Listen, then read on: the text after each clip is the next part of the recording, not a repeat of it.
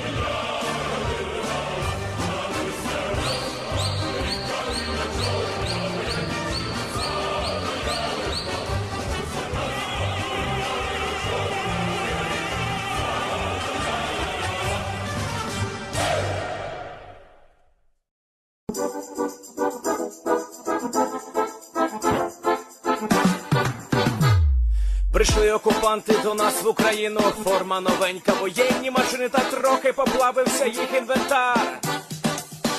Байрактар, Байрактар.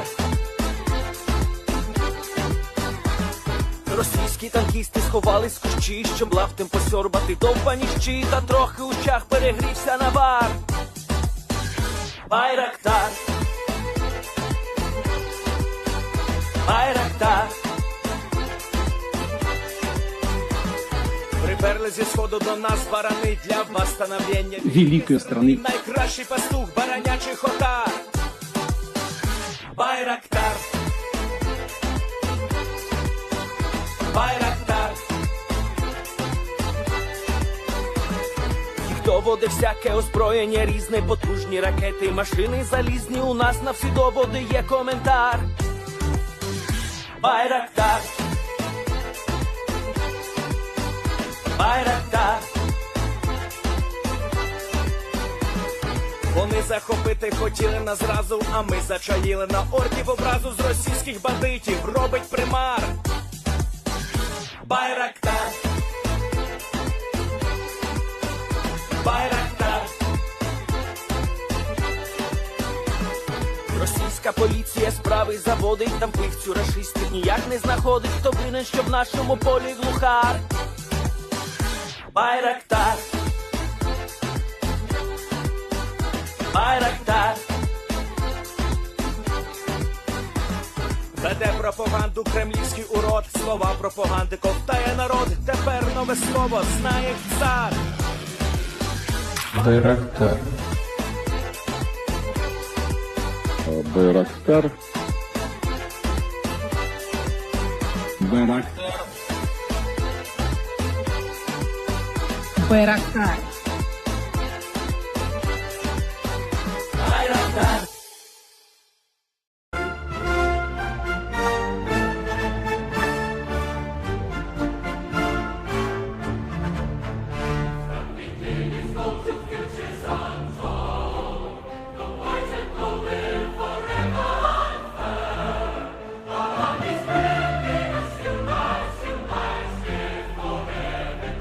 Future sun.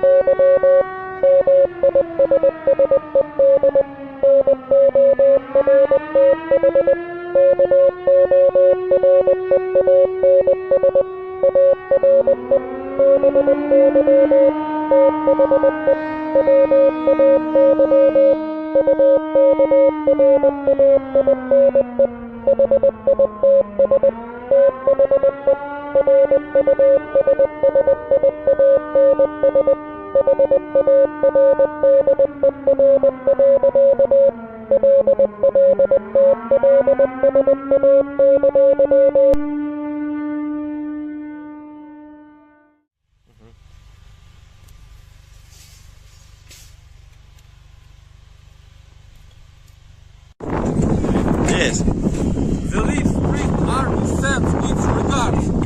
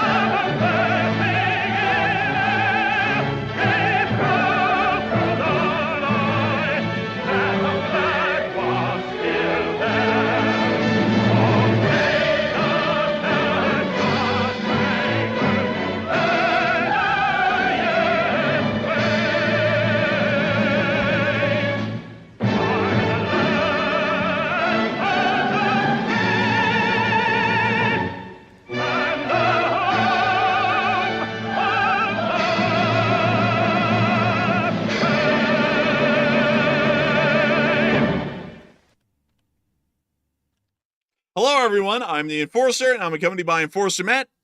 And good evening, folks. It's Enforcer Matt, and welcome back to day 1072 of the War News stream. And tonight we're back to Ukraine news. And tonight we've got very big news that Russia is in a panic as Ukraine destroys major oil infrastructure. Also, North Korean troops have been recalled due to theft, allegedly, according to the Russians. And also, there's a possible Belarusian intervention in Ukraine being rumored by the Russians. But that's just a rumor. But it's good to see you all once again. And of course, we're going to be covering the past 48 hours, in a sense, of the news of the war in Ukraine and the past 24 hours of news from around the world, as we've gotten major news in just the past few hours that Ust Luga, the major Russian fuel port responsible for 20% of Russia's exports and imports into the Russian Federation, has been shut down as the port has suffered a critical logistical collapse of oil imports, or really oil transportation to the port, and also oil transport out of the port. It does appear that at the moment the Russian Federation is now hemorrhaging, as this port, responsible for nearly 900,000 barrels of oil per day being exported from the Russian Federation, is now completely out of action. The largest single hit in the oil infrastructure sector that we have seen to the Russian Federation's economy so far. We've also been able to hear some major news that Russian intercontinental ballistic missiles appear to be having some incredibly difficult issues, as we have been seeing and hearing that apparently Russian rocket scientists are not up to the degree and spec that Ukrainian rocket scientists, which have been previously helping out with ICBM production and evaluation, have. We've also been able to hear in additional news as well that Ukrainians have hit nearly 100, or over 100 oil depots and refineries throughout the entirety of the Russian Federation since the beginning of 2023. We've also been able to hear some major news as well from inside of the Middle East, as the Israeli Air Force has now begun once again new bombing operations and campaigns against Hezbollah forces within southern Lebanon as of this night. Meanwhile, simultaneously, we've also been able to hear unfortunate news from the United States that the fire chief of the city of Washington, D.C. has reported that no one survived the crash last night in between the Army Black Hawk and the American Airlines regional flight from Wichita, Kansas. We've also been able to get some news from the area of Ukraine that the Russian Federation, seeing that the the oil infrastructure and the oil industry is going into a rapid free fall, is attempting to try and conduct major offensives and attacks at a rapid pace to be able to try and drive the Ukrainians back and put the Russians into a superior negotiating position before the Russian economy fails and a negotiation position is not achieved at all. The Russian Federation has undertaken significant offensive actions within the Kursk Oblast today, with video footage showing that it went terribly. We actually have video footage from the ground of the Russian troops attempting the assault and failing miserably. Not only that, we have video and picture footage from the areas around Chasiv Yar and Pokrovsk, as well as Toretsk, showing the heaviest battles of the front line so far, and once again showing that the Russian Federation is taking significant losses and gaining very little ground at this point. We have a load of news to cover from today, and not just today, but also yesterday. One of the few times ever in this channel that we're ever going to do this, we're actually going to include some of the news from yesterday into today's news summary, considering that we weren't really able to cover any of the international news yesterday, and we're entirely focused on the American Airlines flight that crashed in the Potomac. But nevertheless, we have loads of news to cover tonight. And moving on... Loads of news, man. Loads of it. Just absolute loads of it, I'm telling you, because we were able to hear that Ust Luga, the largest port in the entirety of the Russian Federation for oil imports and exports, has shut down in the area just outside west of St. Petersburg. Many of y'all saw that typo in the description, so if you saw it, that's exactly what I'm referencing. It should be fixed now. But nevertheless, around the area of Ust Luga, we have gotten the most significant news of the most severe hit ever caused to Russian oil industries in the entirety of the war so far. And crazily enough, it's not even a direct Ukrainian attack that took the port down. It is the amalgamation of damage that the Ukrainians have inflicted on the entirety of the Russian oil industry over the past few weeks, really the past few months. But this is the Ust Luga oil port. This is one of the largest ones in the world, and it actually is the largest one in the entirety of the Russian Federation. You can actually see that they were extending the oil facilities of the port considerably farther just in this last satellite picture, and not only that, there are also some considerable oil storage facilities that were being constructed as well to help ramp up this port and its significance, which already was the largest in the country. The Ust Luga oil port accounts for 20% of all of Russia's oil and fuel exports combined. 20%, meaning that 1 in every 5 barrels of oil that exits the Russian Federation would exit from the Ust Luga port alone. There is no other port throughout the entirety of the Russian Federation that conducts trading in oil that gets to this size, scale, or significance throughout the entirety of the country. And so the closure of this port today, considering that it's apparently a major logistical shortfalling, is a major ordeal. We have been able to hear that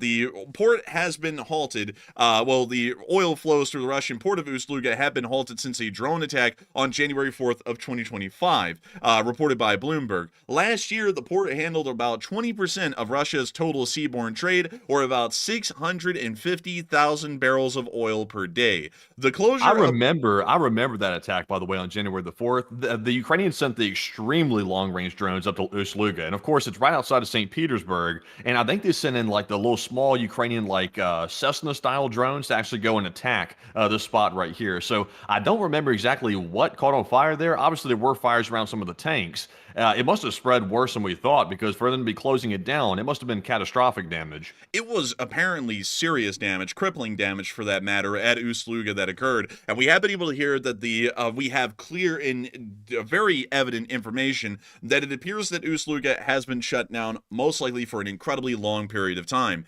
With this port shut down, not only is this compounding the fact that the Russians are not producing enough fuel products for their domestic consumption, not only is it compounding the fact that the Russian Federation really cannot even keep their country afloat at this point, but even still, they can't even export crude oil at this point, at least a large majority of it, because the port that they would have used for that, at least for 20% of that trade, is now shut down. It is no longer operational or usable for that matter, and this will be causing significant economic issues in the Russian Federation going forward. A lot of people say that 20% doesn't sound like a lot, because it isn't over a 50% majority, but the fact fact of the matter is, speaking on economic terms, a 20% reduction is a death nail for the large part. If a normal company was to sustain 20% losses compared to their last quarter, that company most likely would be going into a state of bankruptcy at that point if that kind of hemorrhaging continued. We already know that companies like Gazprom and Lukoil, which are some of the largest companies in the Russian Federation that produce natural gas and oil products, are already having an incredibly difficult time just in the Russian market as it is. And they were able to see that they requested that the Russian government starts to raise the price of fuel by nearly 300% to account for the significant hemorrhaging of money that these companies are undertaking at the moment. Now, all of the oil production companies, including Gazprom Oil and Lukoil itself, which are some of the largest manufacturers in the Russian Federation, can't even get 20% of all of their crude oil to the open global market through the shadow fleet, because the one port that would have managed 20% of all of that traffic is now closed. And this is once again compounding onto the issue, for the large part, that the Ukrainians have caused over the course of the entire war, because we have been able to see that a map was amalgamated today showing the attacks that have been conducted by Ukraine across the entirety of the Russian Federation and its different refineries and also depots for oil.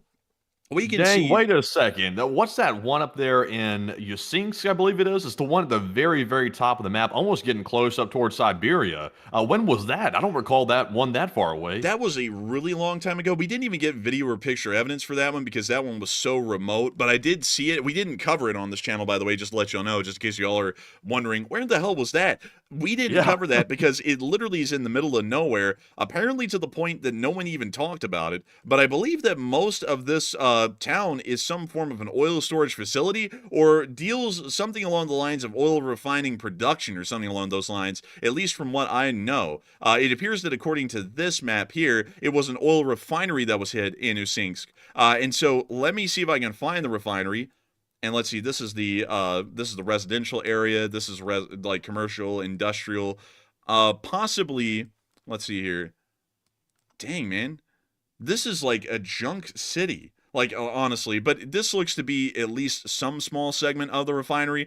And of course, we don't have any video or picture evidence to corroborate that attack, so we're largely working off of Ukrainian information at this point to talk about this oil refinery. But nevertheless, a large portion of these refineries have been hit and completely knocked out. You can see that by the infographic here. And from what we've heard, over 100 oil refineries and depots have been stricken and destroyed since the very beginning of, well, really the midpoint of 2023, where these attacks first began. Since then, the Ukrainians have knocked out and kept out approximately 15% to 10% of all Russian oil production abilities since the latter point of 2023, which means that over the course of around a year and a half at this point, the Russian Federation has been hemorrhaging at a minimum around 600,000 barrels of oil per day in usable fuel products from their strategic fuel reserves. And this also means, and as an additional fact of the matter, that the Russian Federation is eventually going to be running out of some form of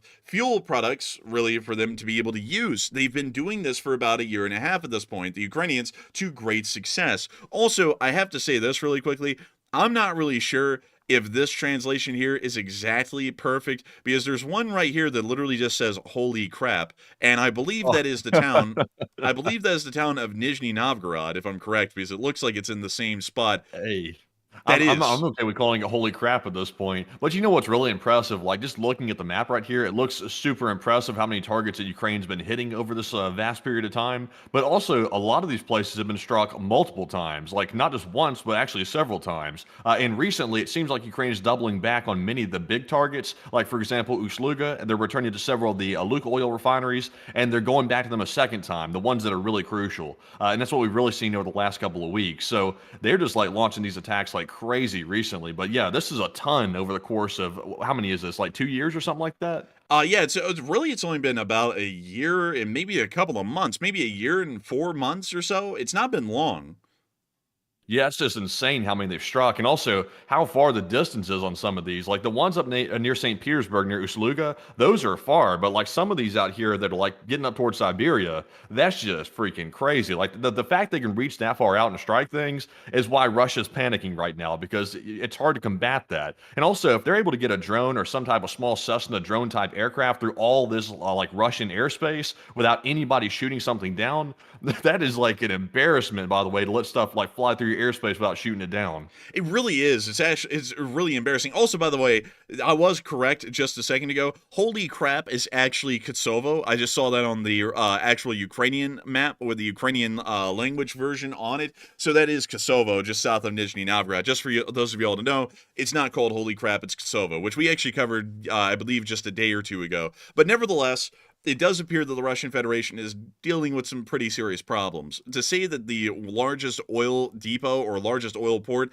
just fell apart because of a collapse of the logistical structures that exist in the Russian Federation is very telling that the entire system is on the very precipice of collapsing and falling apart. And a lot of people have been talking about this a considerable deal, as Russian officials are panicking as Ukraine ramps up oil infrastructure attacks, and a lot of people are wondering, how soon will this collapse? By the way, I forgot to mention this, that yesterday we were able to hear and confirm that Ukrainian attacks were able to hit and knock out, if this is the correct map, and this is the map for 1064. Hang on. I think this is hold up, wait a minute. Let me go to the map library. Also, by the way, this is a rare moment you'll get to see the map library. This is the entire library of maps that have been made and collected over the course of the entire war, just for y'all to know. I know a lot of people don't ever get to see how many maps are that exist, but the maps are reset at the beginning of Thursday of every week.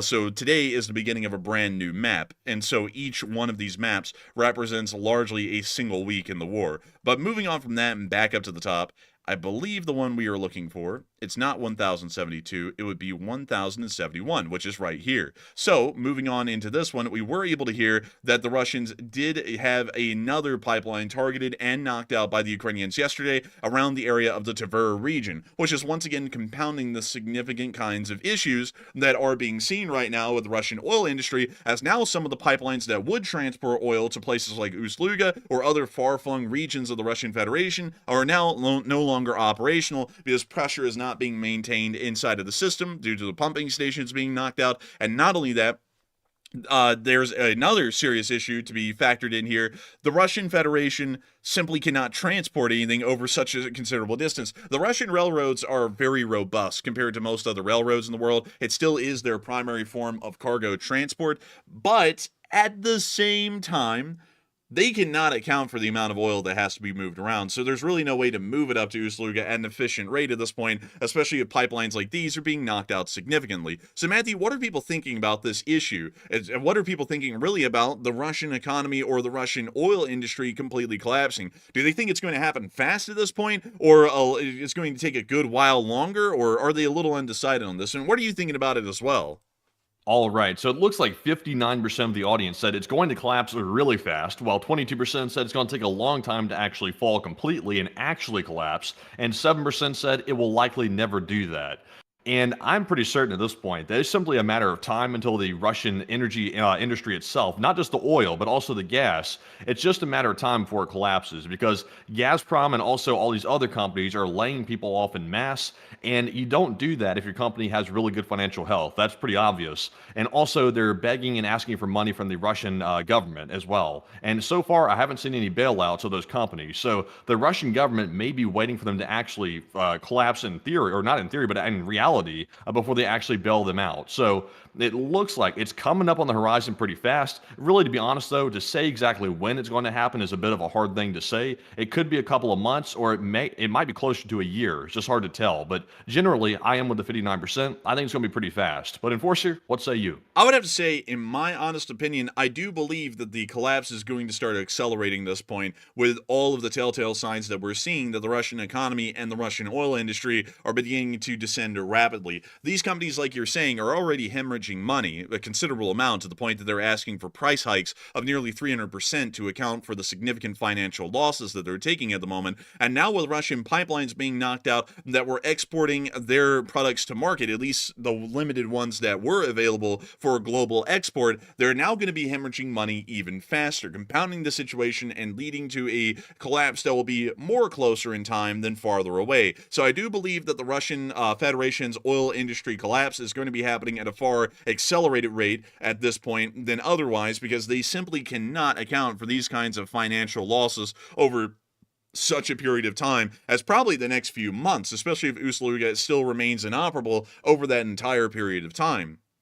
But another thing that I saw some people talking about is the fact that railroads are used significantly inside the United States, because we were talking about this a second ago, to circumvent pipelines for a large part and transport oil. And that is fairly true. Oil is actually a fairly significant, or really oil and fuel products, is a very significant part of the railroad traffic that is seen here in the United States. However, there's a little bit of a caveat to that. The United States railroads are not like Russian railroads in terms of their operational abilities or their operational, I guess you could say, existence. The Russian Federation largely specializes in a higher frequency of trains that are a bit shorter and less powerful than American locomotives. Because of J.P. Morgan and his major transformation that he made to the railroad industry in the United States at the beginning of the last century, we saw that American railroads began to optimize larger cargo loads of a single type over long distances, meaning that American railroads actually are optimized to be able to be viable or competitive to pipelines to an extent.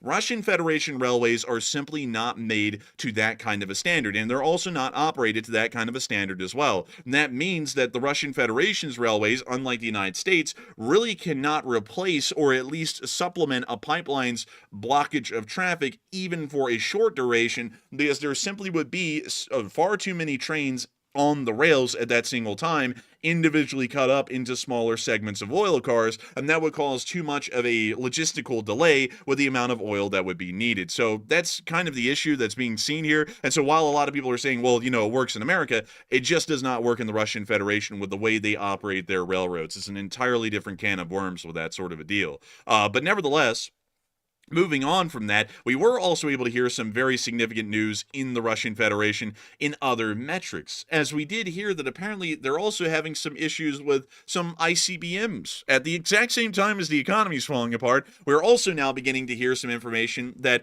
it doesn't look like their ICBMs are doing that well either. This is not a mystery. We do know that the Sarmat has failed more tests than it's ever succeeded in being launched in. Out of, I believe, the 5 tests of the Sarmat, which is one of Russia's brand new ICBMs, I believe only one of them or 2 of them have been successful so far, which is an incredibly high failure rate for a brand new ICBM. And according to the information that we're getting at this point, it appears that the Russian Federation is starting to have major issues with ICBM development and maintenance, because a lot of those ICBM scientists and professionals are not from the Russian Federation, they're actually from the state of Ukraine. To explain why that's the case, back in the day when the Soviet Union existed, the Ukrainian Socialist Federal, I believe it was a Federative Republic, it was the USFR, was a part of the Soviet Union, but specifically the state of Ukraine was a highly specialized state that manufactured technological innovations for the large point. So when we're speaking about anything that's technologically advanced during the time of the Soviet Union, most of that equipment would have been produced inside of Ukraine, most likely within the city of Kharkiv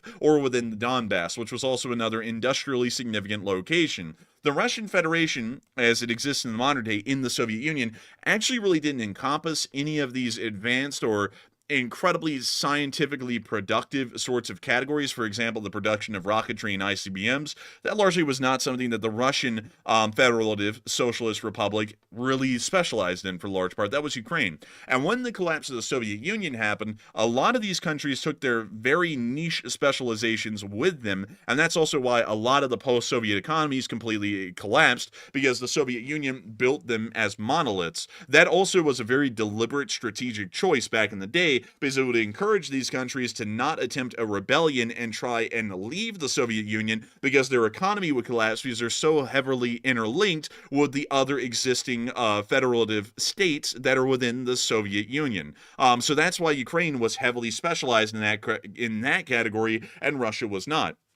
Since then, considering that Russian-Ukrainian relations weren't really that bad until 2014 on a governmental level, the Ukrainian ICBM and rocket scientists continuously helped out the Russian Federation in maintaining and operating their ICBMs and also developing any possible improvements that would be needed. Considering the conflict that happened in 2014, all of those scientists no longer started to work with the Russian Federation. And from that point forward, the Russian Federation's nuclear science abilities have been sharply declining due to the lack of foreign expertise that was brought forward by Ukrainian rocket scientists. And for this reason, we're now hearing, much like with the issues with the Sarmat, that the large majority of the ICBM fleet is either not being properly maintained or the new ICBMs are being poorly developed, meaning that they're going to suffer high failure rates. This is a How does that work, by the way? Like, for example, Ukraine had to give up their nuclear weapons, but yet they're the experts in nuclear weapons, like the Sarmat and things like that.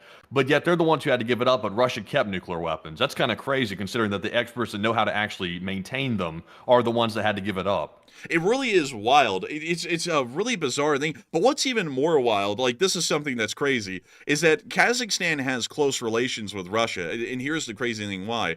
Is because Kazakhstan was specialized back in the times of the Soviet Union to not really grow any crops. There's hardly any arable land in Kazakhstan for that matter, but any arable land that possibly could have been used, the Russians just really didn't want them to use it. So Kazakhstan specifically specialized in oil production. That was it. Oil and gas production were the only things that Kazakhstan did. That's really the only thing they still do to this day. And that's why the Russian Federation has so much stronger ties with Kazakhstan than really anyone else, is because Russia is their sole supplier of food. Kazakhstan largely doesn't produce any on their own, even in the arable lands where it would be possible. So the Russian Federation gives them food, and Kazakhstan largely remains their friend only for that reason. It's because it was so specialized. And the Russian Federation was specialized in that way as well during the Soviet Union. The Russian Federation back in the day also specialized in food and oil production, and that was it. Absolutely it. There was nothing else that the Russian Federation hardly did except for that. Of course, there are some industrial conglomerates and giants that did exist in the Russian Federation, and raw materials such as nickel and iron and steel were also major products of the Russian Federation. But once again, these are low-level products when we're speaking in a modern perspective. Steel production, even as advanced and really complicated as it was up until recently with the invention of the mini mill and the removal of the Bessemer process, or really the Bessemer production of steel. I believe it's some sort of thing like a Bessemer mill or something along those lines. But nevertheless, with the disappearance of the Bessemer mill and the creation of the mini mills, steel was still back then a fairly simplistic process to produce. It wasn't anything like aluminum, or it wasn't anything like advanced, even older computer components. Ukraine specialized in all of those things specifically. And so when the Soviet Union collapsed, all of the rocket scientists went with Ukraine, and all of the steel conglomerates, the oil conglomerates, and the farming conglomerates went with the Russian Federation, although Ukraine heavily specialized in food production as well. So that's why it's a little bit bizarre at this point, because all of Russia's expertise needed to maintain and produce more nuclear weaponry is in the country that they're at war with at the moment, and not in the other way around. It's like, that's just the most bizarre thing that you can imagine right there. Really whack when you think about it. Yeah, it's definitely bizarre for sure, but all of that's like the hallmark of everything with like the USSR and that whole like region right there. So, you know, it's bizarre, but it's expected, I guess. I guess it's expected. You know, it's just stupid. Like, it's also stupid how they would build cities. Let me see if I can go find y'all a good example somewhere. I will go to Voronezh. They would build cities like this. You know, like hardly any urban planning at all, honestly. Like, this is technically Soviet urban planning, but when you really look at it, there's not really a lot of planning involved in this at all. And then they would just build a giant industrial area in the dead center of the city. They actually did that with a purpose, because a lot of people in America will know that there's a huge NIMBY movement, which stands for Not in My Backyard, where loads of people will lobby to make sure that heavy industry is not placed down in the middle of their neighborhood. So, you know, you're not sandwiched directly alongside a major industrial facility and breathing in the beautiful pollution from it every day, you know, like the smog, all of that kind of a deal. But the Soviet Union did not have NIMBY people. You know why they didn't have NIMBY people, Matthew? Because they put them in prison, or they'd send them to the gulag. So everyone just kind of had to shut up, and they would just build these industries in the middle of town. And the reason why they did that is because it made it a lot quicker and easier to get these people to work. The workers of this factory literally lived right outside of it. So when they would wake up in the morning, they just walk right into work. There was no need for a bus or hardly any buses at all. That's why the industries are centrally located within most Soviet-planned towns. And that's completely different, for the large part, than a U.S. industrial town, where you can see that industries largely back in the day, Birmingham is a good example here, were built far off on the outskirts of the city. North Birmingham is still an industrial stronghold, and you can see that the suburban areas don't really exist around here. And that's for a good reason. All the suburban areas exist beyond that elsewhere throughout the city of Birmingham, really further south. But all of the heavy industry is on the northern side, as far away as they could get it from most residential areas. So usually in a U.S. city, the heavy industries are on a fringe part of a very outskirt of town. But in Soviet-designed cities, they're in the dead center for efficiency reasons. I'll tell you what, man, those Soviets, you know what else is stupid about the Soviets? Is they built their nuclear reactors, the RBMK, to literally explode if you try to do the safety devices, like to stop the reaction. They literally built them where they explode. Like if you watch the Chernobyl miniseries, you'll see that fatal flaw caused the Chernobyl disaster. The USSR was like really stupid. And of course, the bureaucracy caused all kinds of problems when it comes to actually fixing problems, because nobody wanted to deny that anything was wrong in the Soviet Union, including literally planning their towns a certain way. Even though it sucked to live there, it was more efficient for work, but yet the people had a bad quality of life. And also they had a real bad quality of life when Chernobyl exploded because they got radiated. But what were you about to say? We want to make sure that our nuclear reactor has a fail-safe to make sure that it does not go into a meltdown if the reactivity of the uranium rods to the graphite is too much. So we are going to make boron rods to control it. But when you press the AZ5 button, the boron rods are tipped with graphite at the bottom. So when they are inserted, they actually increase the reactivity even further, blowing up the reactor blade. This will be Isn't that crazy? Isn't that nuts? By the way, like the safety device is literally like the explode button. Like that sends like the whole thing into a catastrophic explosion. And they wouldn't even accept the fact that it would do that because they wouldn't admit fault. They didn't want to look stupid in the eyes of the West. But you know what's even stupider, Matthew, is that the people who designed the reactors actually knew about the flaw, and they were like, maybe we don't want to tip the boron rods with the graphite.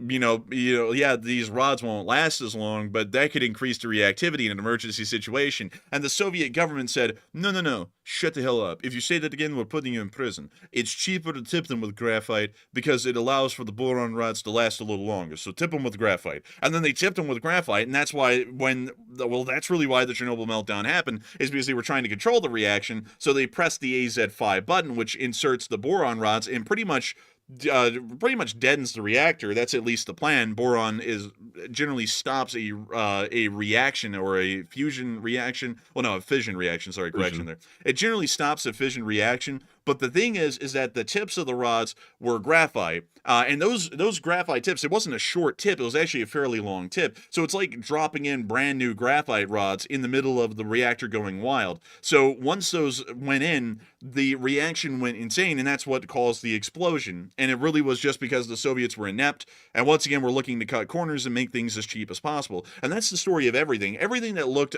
somewhat half decent in the Soviet Union usually had some sort of a major flaw. Like, for example, this was one thing that U.S. pilots figured out when a North Korean pilot actually defected with their MiG-15.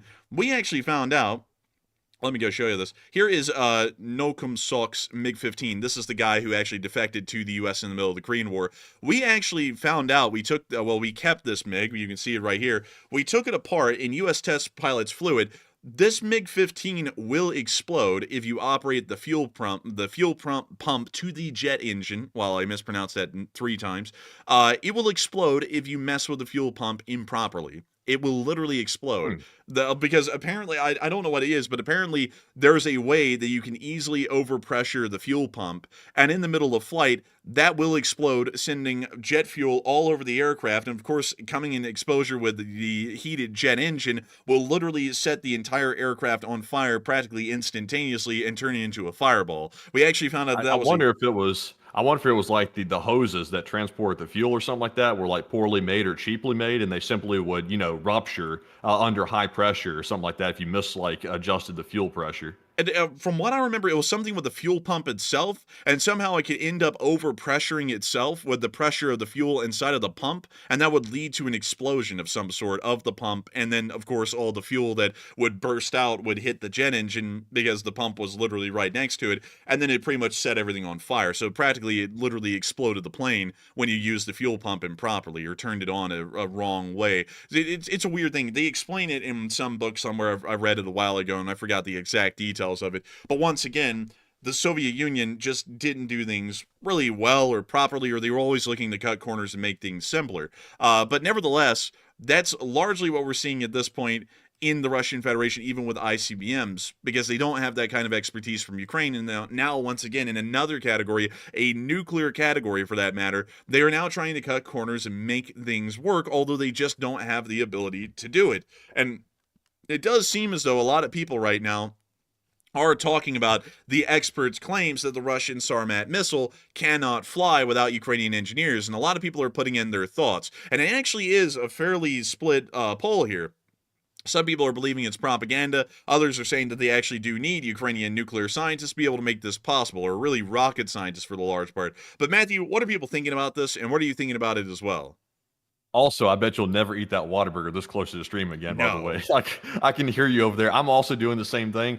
Also, as a note, we actually ate dinner a lot later tonight than usual, and we typically do not do that because it's not good for trying to talk for extended periods of time. It makes it kind of hard for obvious reasons. So, you know, it's kind of hitting tonight. I can hear it over there, and I can also feel it on my end as well. Yeah. So, anyways, jumping into the poll to reiterate what we're talking about, it says experts claim that Russia's Sarmat nuclear missile cannot fly without Ukrainian engineers. And also, what are your thoughts?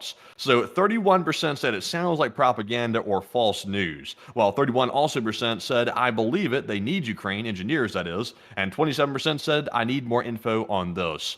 And honestly, it makes a lot of sense.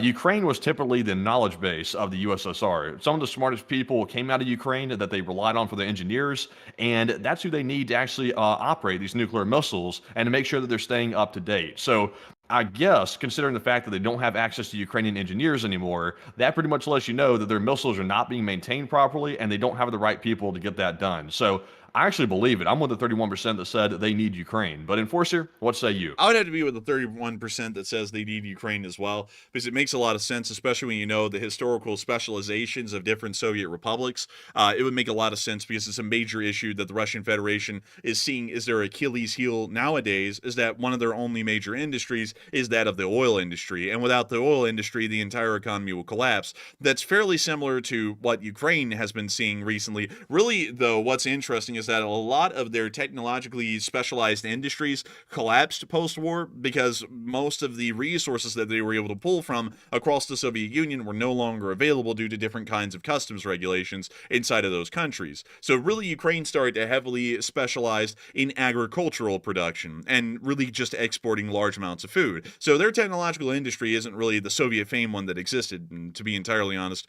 Soviet technology wasn't really that great anyways. You know, Ukraine was at the best at producing it, but that's not really saying much, you know, being a part of the Soviet Union. But nevertheless, I would say that that's largely the case because that's been the historical case amongst most aspects of former Soviet republics to this day. But moving on from that, it does seem as though the Russian Federation is seeing that the writing is on the wall, that they really just can't keep the shtick up for that much longer. The Russian oil industries are hemorrhaging at the moment, even still, and things are only getting worse by the day. And so it appears that the Russians have now reinvigorated the Kursk offensive after doing something a little bit odd. Some of y'all will know that North Koreans have been fighting inside the Kursk Oblast and were withdrawn for taking heavy losses, around 60% attrition rates in about a month and a half or so, which is unbelievable, especially for a regiment-sized unit in the North Korean Armed Forces, which is nearly equivalent to a division-sized unit here in the West. It also appears that the Russians claim that they got withdrawn for a additional reason, and that's for supposed retraining. Basically what was happening is that the North Koreans were being insubordinate to the Russians and also stealing their stuff pretty regularly if Twitter loads. Gotta tell y'all, Elon did a great job running Twitter because I've never seen Twitter be slower than after Elon bought it. I'm just being completely frank with that here because we're having to wait 5 minutes for this to load. let's fire 90% of everyone working at Twitter. The servers work 90% slower. But anyways, North Korean troops are being retrained by the Russian counterparts after reports that the North Koreans are disobeying orders and stealing from the Russians. Now, that's not good. And a lot of people are wondering, wait a minute, the North Koreans are being insubordinate. Aren't they used to getting sent to the gulag? Well, there's actually an interesting thing to explain here. North Korea is a ethno-state, in a sense. This is something that a lot of people may not get, but I'm going to speak about it in a very clinical way and make sure to explain this to all of y'all because it's something that a lot of people do not know about North Korea.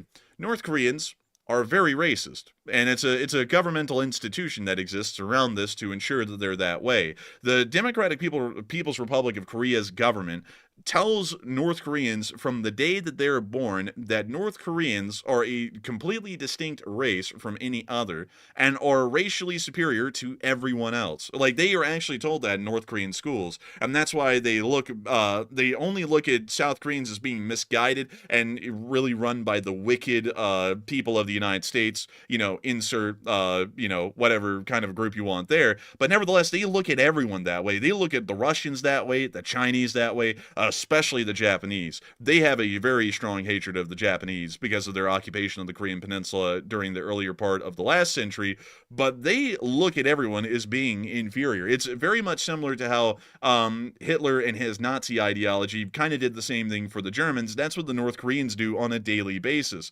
So North Koreans look at themselves as just simply being better than everyone else for the fact of just being North Korean. And so when they were put under any kind of command of the Russians, it seems as though they would buck the Russians every single time, simply for the fact these are Russians, they're less than us, and we know more than them, and we're just better than this. And so we don't need to be listening to these people because they don't know squat, and they're stupid. That's like the whole premise that they most likely had because it's been ingrained in them since day one. Another thing that also apparently was happening is that they were looking at the Russians as lesser so to the point that they were just stealing from them endlessly. Like y'all know the meme can't have in Detroit. Well, apparently you can't have in Pyongyang either because they would just rob you blind if you just left stuff out. Yeah, I believe it too, man. When you have a country that's sort of like that, where they don't have much resources of anything, I would imagine that theft is probably rampant. But also at the same time, though, I think the penalties for like stealing in North Korea, I don't know what they are like verbatim, but I would imagine it's probably pretty harsh, like the way that probably works in a dictatorship. I would imagine if you're caught stealing, it's probably like almost death or something close to it. I believe the punishments for anything are incredibly severe in North Korea, but I do think that some of the punishments for death involve several years in a heavy labor camp or a hard labor camp or something along those lines. But you pretty much are worked to death at that point, so it's pretty much a death sentence. So I think it works in the same way. But North Korea is a wild place. I mean, it's just absolutely whack to the greatest extent. And also, some people are saying, that's wild. I did not know that. Yeah, it's a crazy thing. If y'all want to, y'all can look into that a little bit more by just reading around about North Korea and anything known about them. But this is also, by the way, some people are thinking, well, does China or really the Soviet Union, did they share anything like that? Because they were communist too. And technically North Korea is a communist country, although they really don't act like it in any way rather than the economic side of things of having a centrally planned economy. But why are they like that? Well, it has to do with the population of North Korea when Kim Il-sung took power back in the 50s, well, really the late 40s. North Korea was a country entirely dominated population-wise by just Koreans. There really is no other percentage of any other population metric in North Korea, even at that time, rather than just Koreans. So it was very easy for Kim Il-sung to do that and create practically a racial ethno-state as far as the propaganda is concerned, where other countries simply could not. The Soviet Union actually was pretty, I guess you could say, culturally and ethnically diverse. And so that actually led the Soviet Union on the propaganda side of things to really try and push that, yes, everyone is culturally and ethnically different, but together we make up the Soviet Union, and this is what makes us successful. With China, they had a similar thing even before the creation of Communist China, with their declaration of sovereignty in 1949. They actually had what's called the Mandate of Heaven, which claimed that the emperor was ordained to rule over all peoples, regardless regardless of whether they were the same culture or the same ethnicity, the Emperor of China was able to rule over all. But if the gods did not like him and he wasn't really representing everyone equally and fairly, they would start to show bad signs like crop failures and things like that. And then that emperor would get overthrown and a new dynasty would come in to take his place. Even in communist China, up until recently, there largely has been almost a continuation of the mandate of heaven inside of China that's largely seen that, yes, there are different cultural and ethnic groups in China, but we all come together as Chinese and advance forward. Recently, that's actually been combated by Xi Jinping, but that's a story for another time because YouTube does not like that one, and they probably would get us pretty badly. But it has to do with these folks in Tibet and also these people in Xinjiang called Uyghurs. But that is probably enough said about that. We will have to save most of that for another time because, once again, someone at YouTube is waiting to knock out our kneecaps if we go into that full story. But nevertheless, that's really why North Korea is so different in that aspect. Generally, you just didn't see that in most of these countries because they were so ethnically and culturally diverse. But somehow, North Korea was able to pull off what is generally considered impossible, and they were able to create a pretty racist communist country, which, like, to be entirely honest with y'all, it doesn't really happen that often. But anyways, with that, it is time for us to move on from the little bit of North Korean news and talk about them a little bit further, because Russia does say that North Korean troops were withdrawn for retraining, and apparently it's due to stealing and insubordination. So I don't know what they're going to do to curb the whole stealing thing, but apparently they're going to do a little bit of extra training, maybe beat them a little bit for the insubordination side of things. And so what are people thinking about this? And a lot of people are believing that the North Koreans are wilding out. But Matthew, what are people thinking about this, and what are you thinking about it as well? All right, and just recall this, folks, that North Korea was taking like historically bad losses right before they were withdrawn from the battlefield in Kursk. So keep that in mind, that while the Russians are claiming it was due to stealing and insubordination, we know the real truth here. But it looks like 47% said, I believe it, North Korea was wilding out by doing the stealing, and 39% said, I don't buy it, they just suck. And 9% said it seems like a Russian ruse. And I'll say this, I saw a lot of people saying the other day on my video that maybe this was some type of Russian like strategic ruse. I don't think so. I think the North Koreans were so bad and they were getting in the way of the Russians fighting the Ukrainians that they figured it was better to get them out of the way than to let them stay there and keep tripping over the North Koreans. I think that's the real reason why they were taken out. So personally, me, I really don't buy it. I just think the North Koreans are really that bad. They're not good at fighting. So they decided to take them off the battlefield for retraining. And that probably means they're going to be put in some support role instead of a frontline fighting role, I would imagine, at least temporarily, until the Russian losses get too bad. But Enforcer, what say you? I believe it to a degree, but in the words of Adam McLean, they just suck. They were bad. I mean, they took 60% attrition in a month and a half. That's unheard of. Like, I don't think anyone's ever taken those kinds of attrition numbers over a month and a half in any war for an entire division-sized unit. So that is something to me that tells me that it really was more than that. It probably was the fact that they were just combat ineffective and were taking insanely high casualties to the point that they're more of a detriment than they are a benefit on the front lines. So with that in mind, I would have to say I believe the North Koreans were kind of wilding out, but I also think it was largely that they just simply suck. So I generally have to lean towards the 39%, although I can see both of them as being a pretty good answer to that, really a blend of the two. But moving on from that, it is time for us to get on down into the Kursk Oblast and start talking about what happened after the North Koreans were replaced yesterday, because the Russians immediately took their place on the lines, and that's when they started the heavy attacks that we're seeing today. And it doesn't look like the Russians were able to replace their churlish counterparts really well, because it also appears that they're taking very high casualties on top of that today. We were able to see that the normal kinds of Ukrainian drone activity were being conducted, and it does appear that the Ukrainians were knocking out more Russian artillery with FPVs, including this Mr. B. Hey, yo, what's up, Mr. B? But we can see them knocking it out. Mr. B. Man, Mr. B got crapped on a little bit. Man, Mr. B, he made that Lunchable ripoff, didn't he? Yeah. Yeah, I guess you could say that. Man, we wanted to be healthier than a Lunchable. It's literally the same. It's like there's no difference here. Let's take a Lunchable, which is already not good for your kids to eat, in my opinion, and let's make it a little bit nastier and give it to them. Man, let's fill it with electrolytes, because it's what plants crave. Man, electrolytes. Let's give them a chocolate bar. Man, and the electrolytes weren't even electrolytes, it was just raw sodium. It's like, that's not an electrolyte. It's like, that's not an electrolyte. But we can also... I think it is an electrolyte, though. I think that's like, I think that is a replacement. Well, dude, I listened to some nutritionist guy talk about that for 30 minutes on a video a couple of months ago, and he said that remarketing raw sodium as electrolytes was pretty wild, because apparently electrolytes have a couple of other elements in it rather than just sodium. I believe it's a couple of other metals of some kind that are in very small percentages, and he was like, that is just whack to try and relabel it as that, because it's really just a lot of sodium. Yeah, I was like, that's interesting. I didn't really know that, so I was deferring to the expert there. I was like, I guess he's got to know more than us in that category, because I hardly know anything about nutrition. I just know food goes in and you're full. That's it. That's all I know about nutrition. But oh, holy moly, they got one in the dark. Look at that. Dang. What is that? A lot of? It's a whole lot of nothing. It's what it is. They're taunting them too, man. Oh my god! And right through the not windshield. The front windshield. Oh, that's expensive. Oh my god! It's on fire like a cooker. Dude, they blew the windows out. Damn.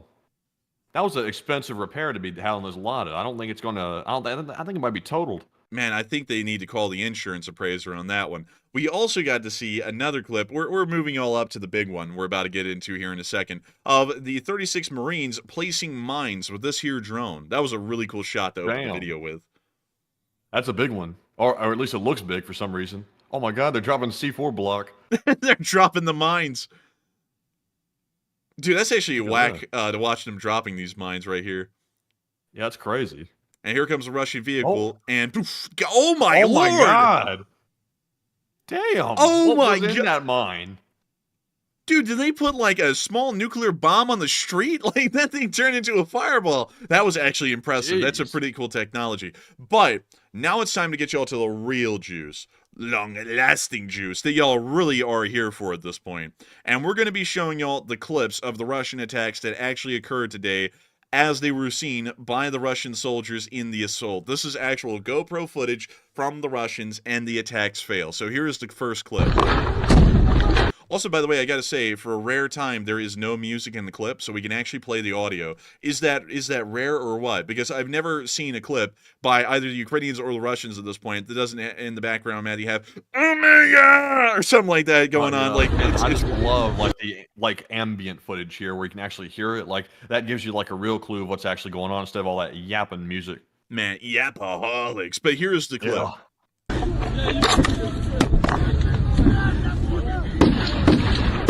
We just hear a lot of yelling and chaos. Also, by the way, big shout out to all the Russians. They're standing around like Walmart employees. They're all standing over here in a group at the wall. They're all on break, man. This guy's like, what are y'all doing? They're like, it's our 5-minute break. We are given this by law. You know, something like that.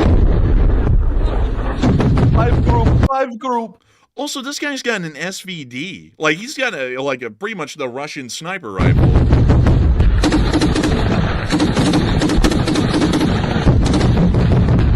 This ain't the right gun for the job, I'm afraid. No, he's shooting at like maybe less than 100 yards. It's like this thing is made for like marksman shooting, really, out to about 800 yards. It's like this is a little too close for this kind of a gun. We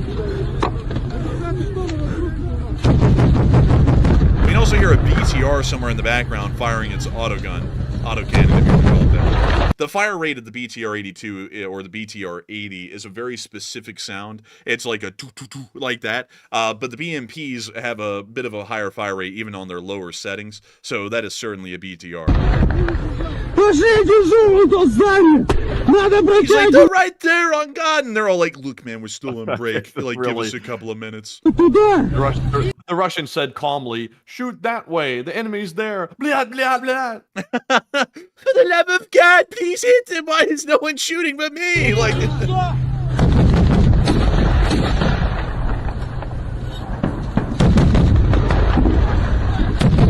Мужики, не надо стоять, пожалуйста! Заходите в это здание! Пулеметчик!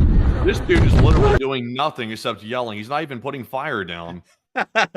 He's like, they're right there on God. And then he stands literally in clear view of all the windows of that building, yelling at other people to do something. Dude, he's literally like one of those people in a Call of Duty lobby that is terrible at playing the game. But then he's like, oh my God, this team sucks. Like, oh my God. And he's just yelling at everyone in the microphone. That's him. He's that guy in real life.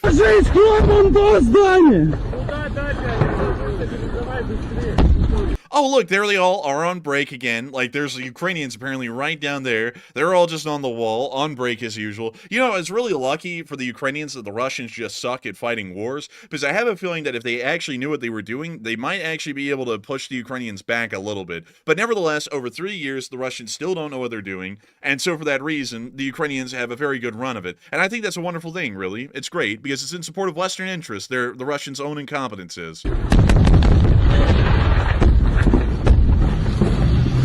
Пиздец высадили! Мужики нас... Oh my god! Oh my lord! Oh my god! What was that? They're all still on break, by the way. He just got hit by something. They're all on break still. They're like, look, man, my 5 minutes are not up, okay? Блядь, прям, сука! What even was that? An RPG or something? I have no clue. I have a feeling it was something, though, fired from one of those giant open windows that he was standing in the middle of, where he pointed out that the Ukrainians were earlier. I think it was somewhere from there. He's still yelling. Panicking now. Everyone is still on break, by the way. These guys are completely unfazed. This guy almost got blown up in front of him, probably wounded, and they're all like, look, man, I get a cigarette break like every 2 hours, okay? Just give it a minute. We'll get to fighting here in a minute. Нихуя! Фу, блядь!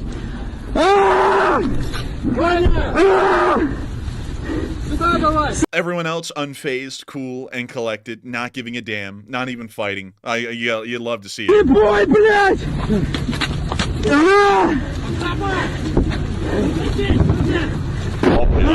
Lion emoji. What?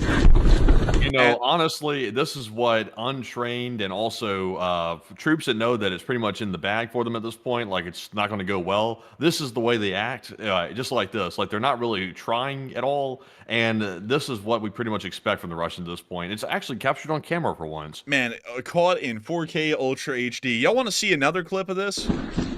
We have another one from the same assault. We have two of them, like two people were filming it. So here it is from another angle. Did you pass or not? That's in the question about the drug test that they're required by company policy to take before they conduct an attack. This guy's about to say, no!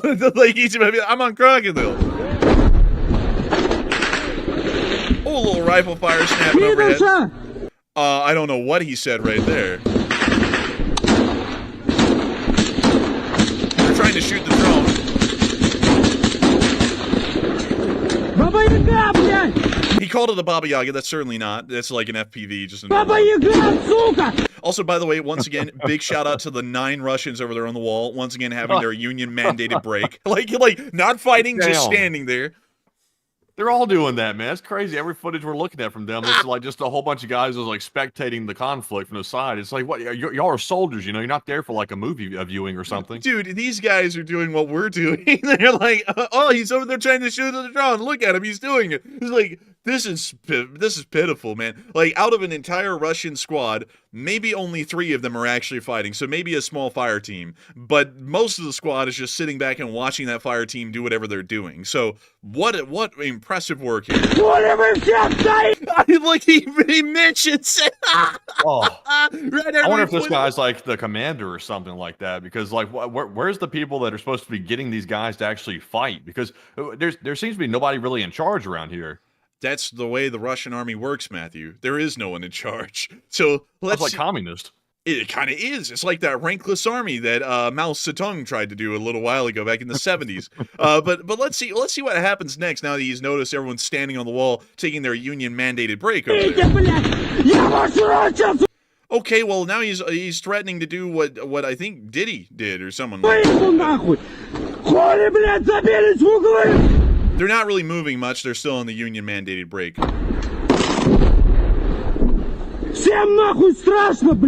That is correct. He's making correct assumptions.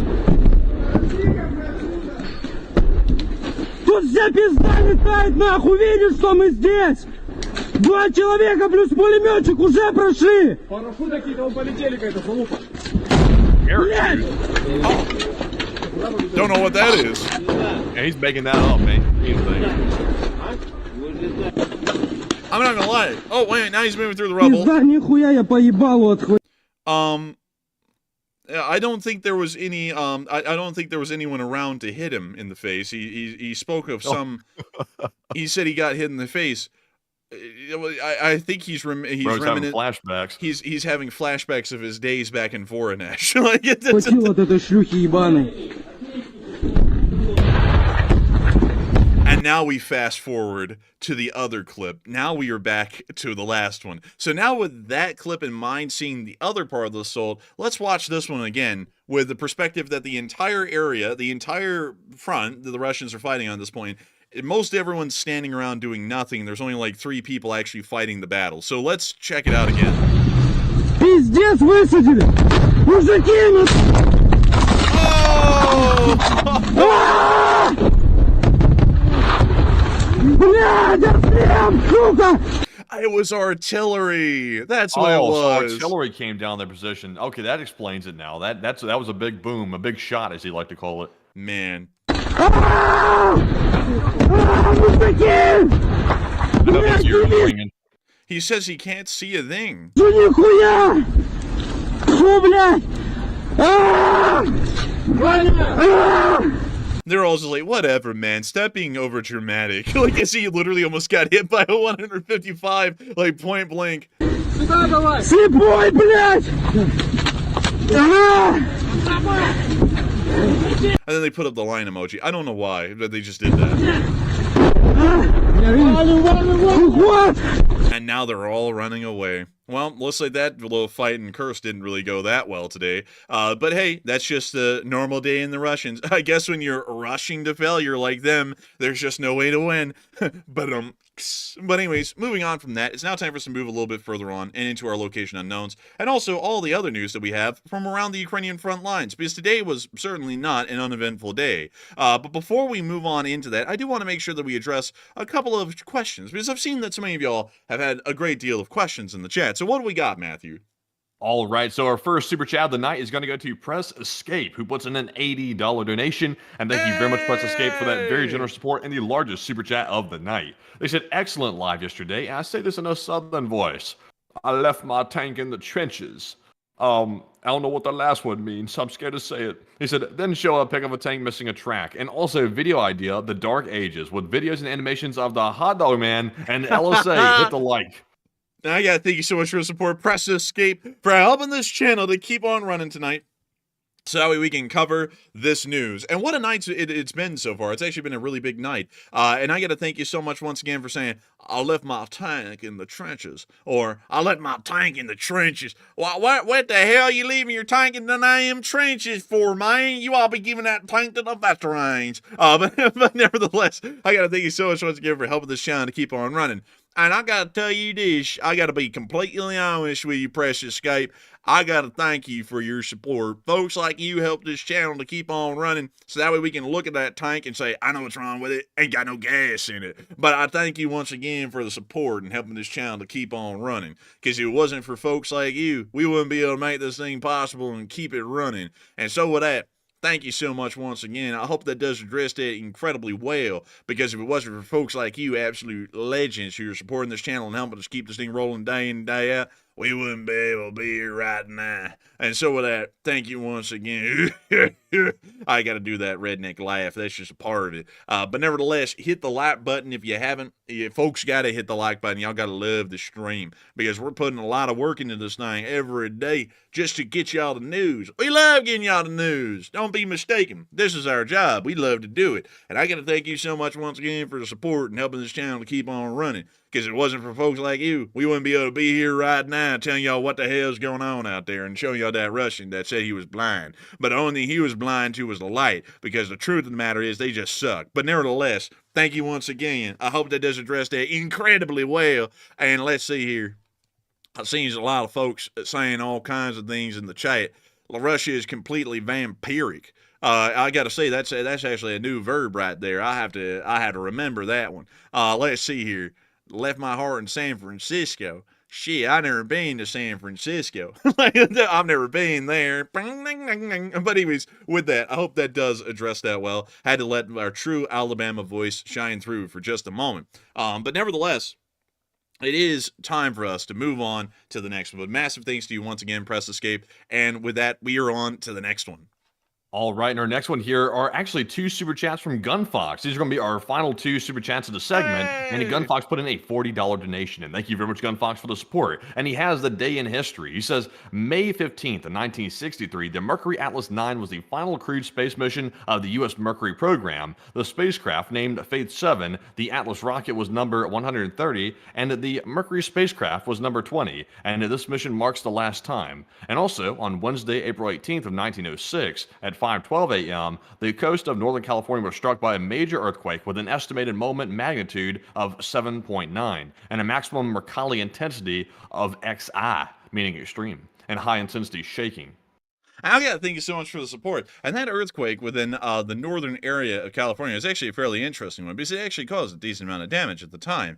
Also, one other thing that's incredibly interesting, I gotta thank you once again for sharing all those facts about space exploration. And also, I gotta say, we actually rode a train through Northern California, and it actually is one hell of a place. Y'all know why we know it's one hell of a place? Is because we rode through it in the middle of the night. We didn't get to see squat in Northern California because it was dark every single moment of the ride. The only part that we saw was the area around Mount Shasta, which was in the morning. And Matthew knows that I made like a million jokes about the name Mount Shasta on that train. I'm not going to make them here. But still, it was a really interesting place. But there is a lot of history, a lot of lore actually to the Northern California area. There's supposed to be this thing called the State of Jefferson, I believe, that exists. Well, kind of exists in this area.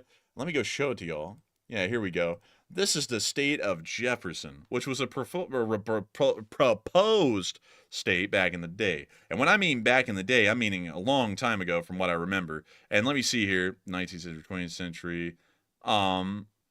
Yeah, here we go. In 1941, I mean, this was an idea way, way back in the day for the state of Jefferson. Before even all the modern stuff was going on, they wanted to create a brand new state out there for some reason. I don't really know why. There's not really a lot of people who live in that area of Northern California or really Southern Oregon.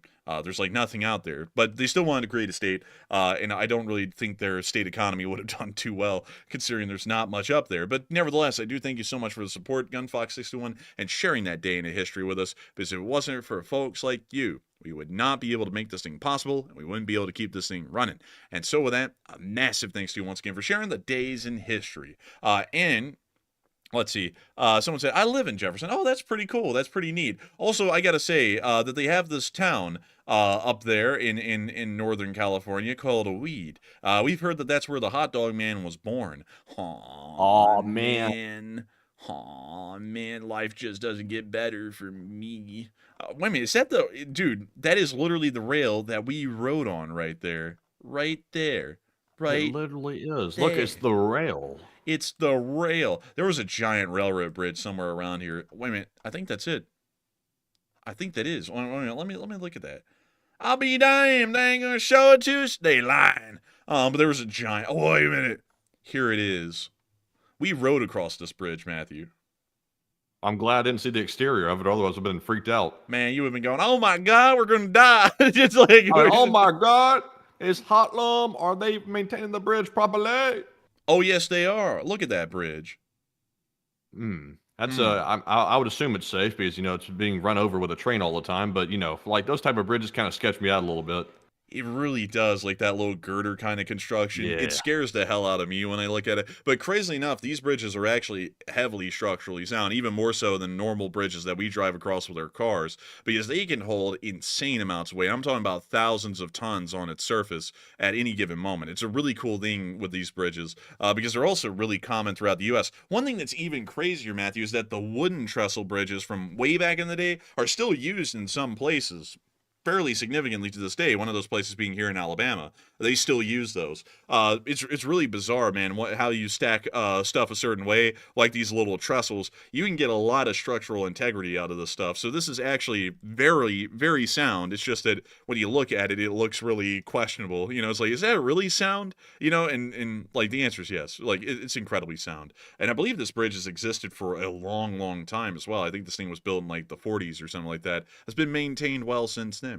But anyways, with that, it is time for us Also, Matthew, hang on. I want to look at this because I never looked at where we were out here. There's another bridge right there. There's a lot of bridges through here.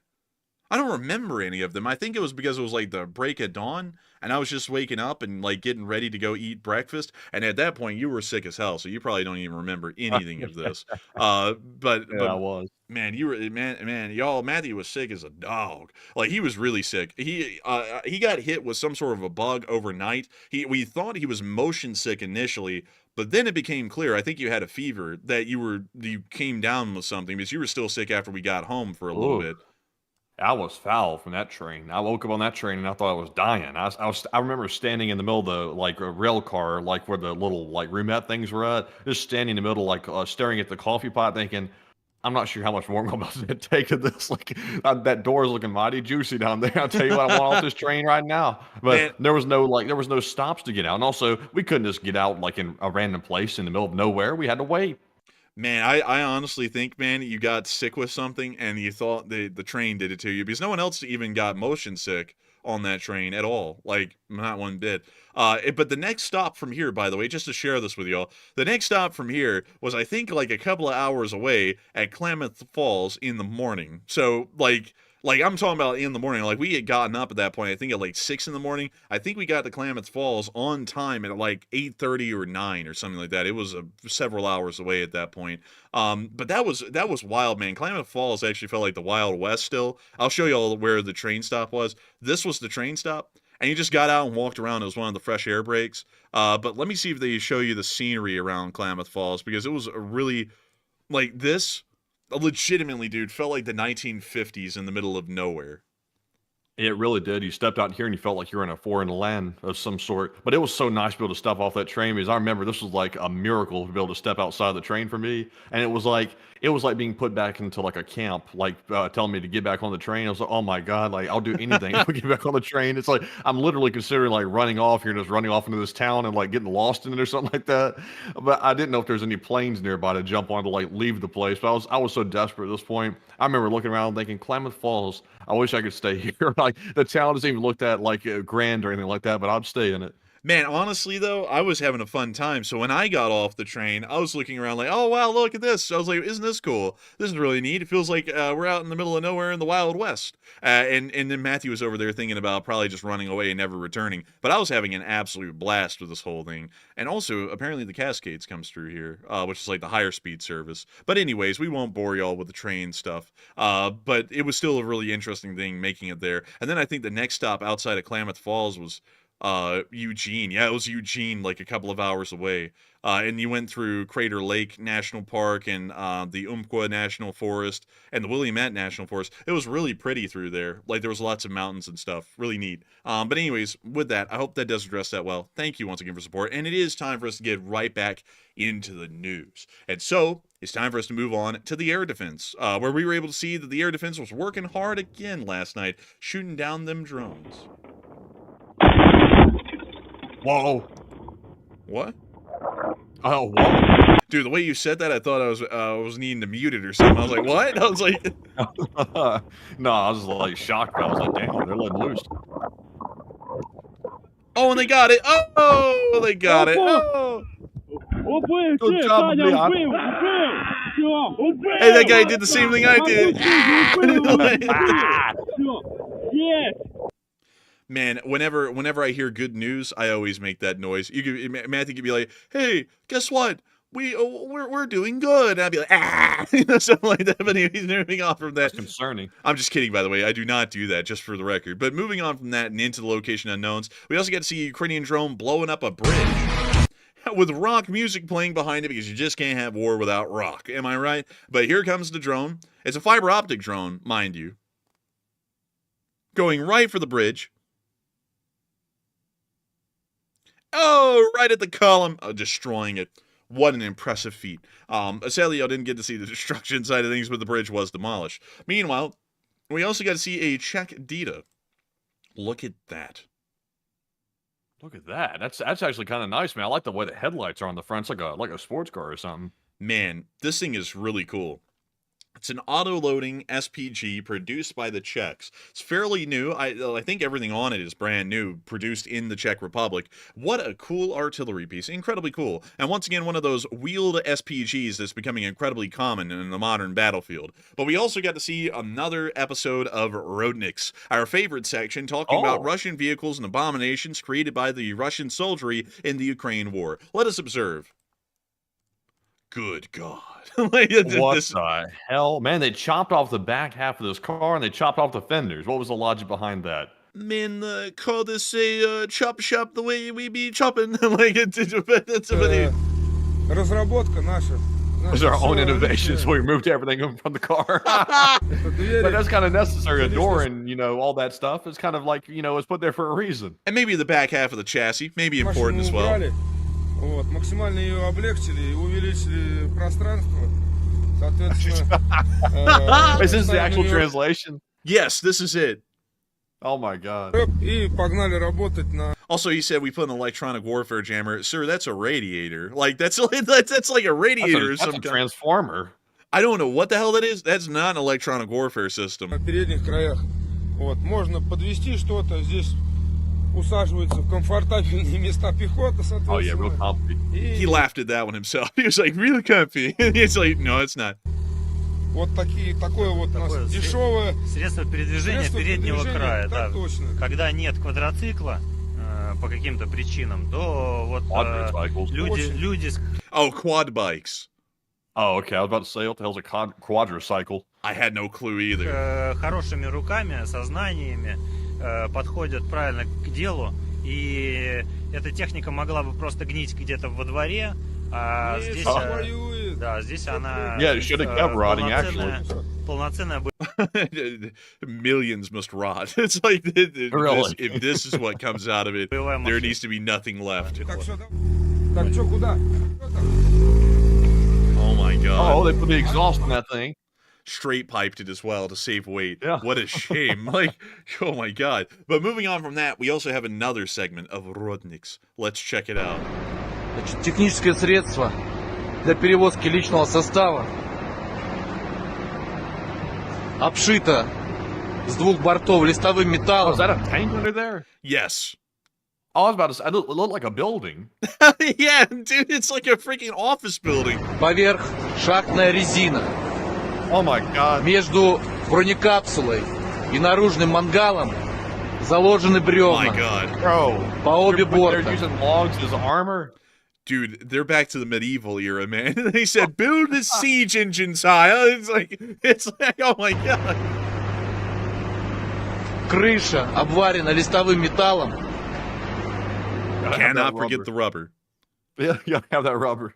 Dude, we're watching a literal jalopy being made, and then jalopy in the chat says, you guys still think Ukraine is winning? With the Russians producing shit like this, yes. Like, I think that they're winning, because this is not a winning-looking country right here. Russia's the one winning. What a jalopy comment. Jeez. But, that's also what they call your mom with how many miles was on her. Woo! But anyway, call the cops.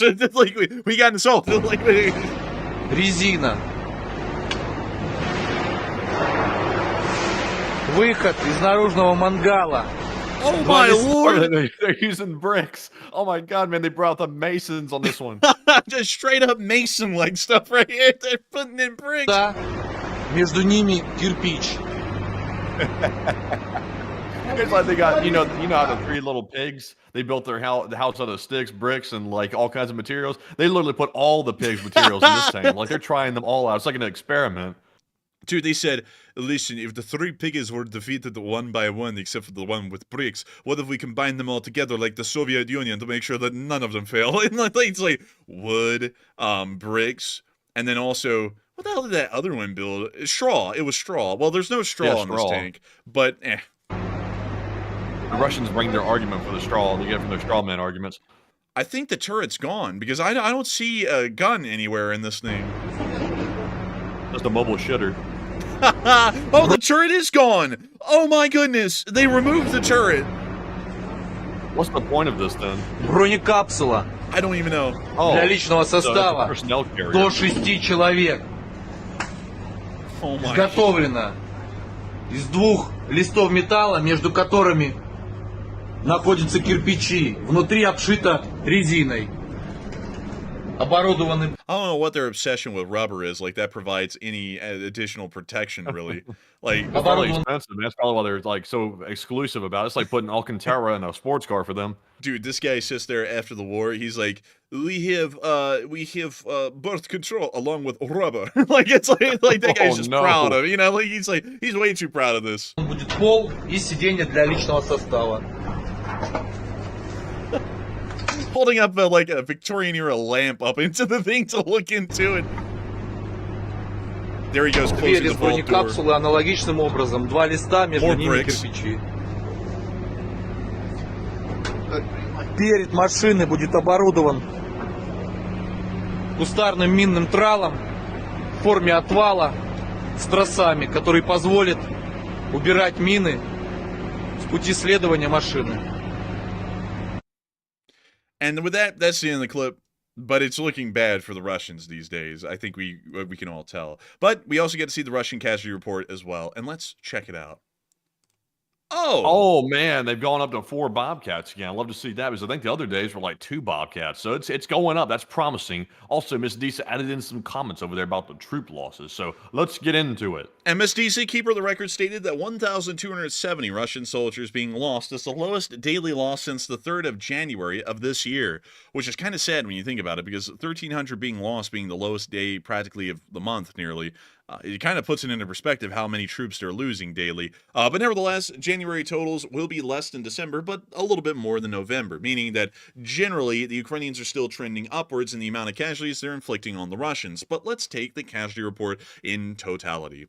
1,270 Russian soldiers have been wounded and killed over the past 24 hours. The Norks are no longer around. 17 APCs have been knocked out, along with 85 supply trucks, 4 main battle tanks, 17 artillery pieces, 54 drones, and 4 Bobcat skid steers. All in all, it's a pretty decent day, and we're also going to show y'all how it turned into a decent day in some other areas of the front line, such as the Vovchansk front, where we got to see Russians getting hit all over up here, like from the 77th.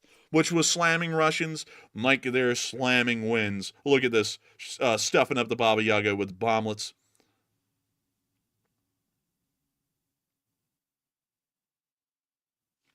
Oh, look, he had like a Steam Deck or something like that controlling this thing again. Gotta have that OLED. Man, we love Steam. I would like, dude, I love Steam, honestly. No, now we're not sponsored by them, but I love Steam because you can buy a game, and if you just don't like it, you can get it refunded every time. Like as long as you haven't played more than 2 hours of it. Man, that's like Costco. We're Costco guys. They can get a refund on anything. We're Costco guys. Of course we bomb Russians in bulk. You know, something like that. It's like, man, we got the double crunch Baba Yaga or something like that. You know, it's like, anyways, that's the end of the clip. Really nice to see them. But moving on from that and on into our next clip in the Vovchansk area, we get to see some Russians hitting the Vovchansk. Check it out. Oh,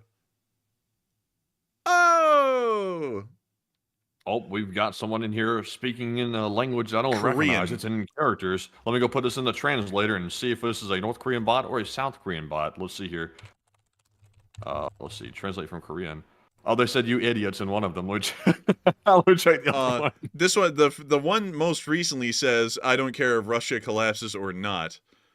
Then what the hell are you in here for? What? Let me Bam. go check the other one. I'm kind of curious what this other one said. Let's see here. This other one said, oh, they said you idiots the second time. Damn, you said it the first time. We heard you the first time. Come on. Let's see here. That's all they got to say before they got banned. They're out now. Oof. Speaking insults in a foreign language will not hide your insults from the enforcers. It's like, we will find a way to see what it says. Moving on from that and into the northern Kharkiv area, we also got to see this Russian tank get obliterated. Man, that was Kim Jong-un himself coming in to throw in those roasts. he said, give me that phone. He said, I want to speak to myself. You idiots. I don't care if Russia wins or not. My guys are getting wiped out. Dude, he's about to call us a dotard in a minute. Something like that. What is that? I had never heard the word dotard, by the way, before like it was ever said on the world stage. Kim Jong whipped out a new word that nobody's ever heard before out of the English dictionary. Dude, he said, you, flipping through the dictionary. Dotard. It's like, what? It's like, no one even knows what that means. But anyways, moving on from that, we also got to see the Flying Skull Battalion turn this grad into a flying skull.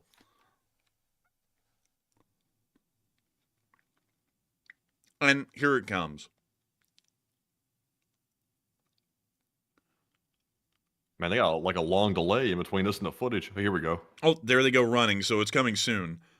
And there it is. It's a BM-21 grad. They give you all the info about it. We already know what a grad is. It's an MLRS of a 122mm variety with I believe it's a 13-mile range, just about. But here comes the FPV. Oh! Toasting crap. like a marshmallow.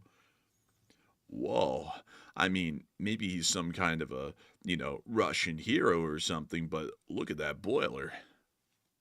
Oh man, we're in here causing such a ruckus that Kim Jong-un showed up and rage quit on the chat. Put an L in the chat for Kim. Yeah, put an L in the chat. I just don't understand this. Whoa. Real flake of snow right there. But moving on from that, we also get to see some Russian vehicles getting hit in Chasiv Yar. Check it out. Oh wow, we got like that Minecraft parkour music playing now. But here comes the T-90M, and ring ring. Is that the dinner bell? It sounds like the Ukrainians just got dinner. Look, there it is, toasting in the trees, hot and ready, like a Little Caesar's pizza. And here comes the second one. Oh, whoa, we're getting a lot of L's in the chat. Man, we're getting a taste of what a hot dog man feels like on a daily basis. We're catching L's so fast we can't even keep up with it. but nevertheless, man, oh my goodness, dude, it must be sad being a hot dog man. Gaining all of those subs and then losing them all like that. Just taking fat L's as long as they're alive. Sad existence, man, I'm right there. You what? You can't catch that many L's even if you had a catcher's mitt on. Oh, dude, you would need like a butterfly net to catch that many L's. Oh man, you need like the Bill Nye the Science Guy's creation for that one.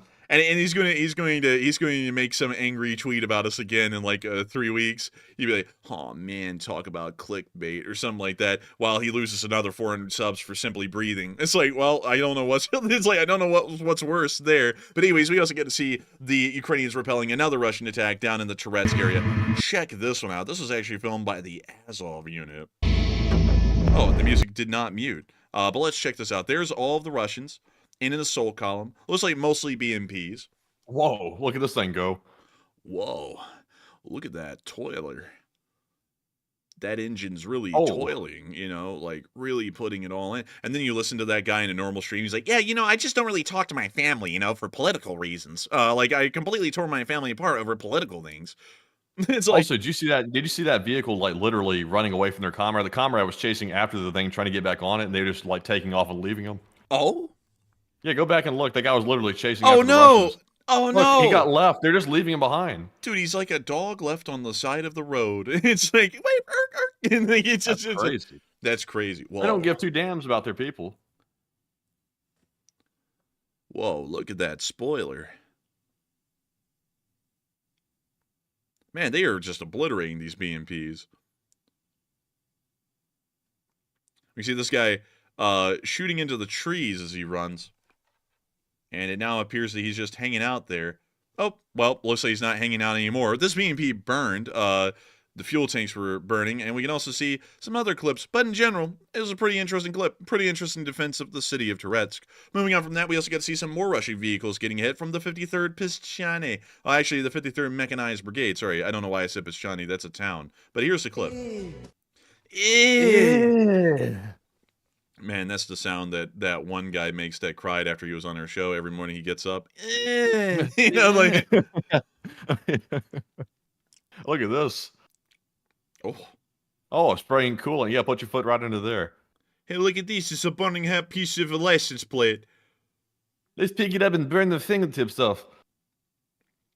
Let's push it down a little so we can read it, so that way we can identify the driver and give him a citation for illegally parking. Hey, you can't park here! Something like that. Like, oh, man. This thing's cooking. Oh, man. Look at that cooker. Oh, it was carrying a tank! Oh, look. It's burning, too. Man, cargo and truck gone, like the wind. Dude, why in the world is the smoke coming out from the track as somebody like a sick rap beat's about to drop? It's like a special effects tank, like for a party rave. Yeah, it's like something you see at a Disney ride, like that dinosaur one that they got rid of to replace it with some Oh, IP grab. man, if this is a Disney ride, this thing right here is at least a few million to come see this one.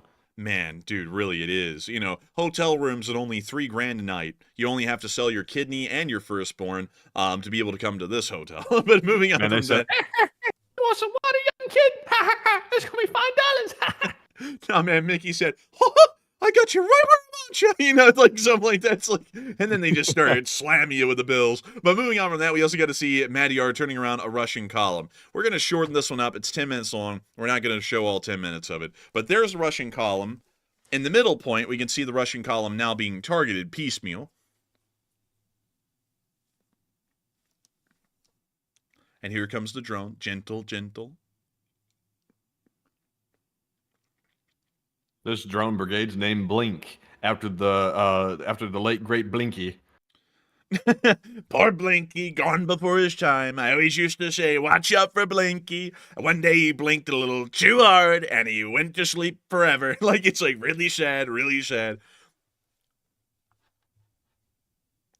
And we can see here that they're blowing up this Russian tank. I always used to say, why are they Russian? Why are they called Russian? And why in the world can they not be slowing? Why they always got to be Russian? They got to be slowing.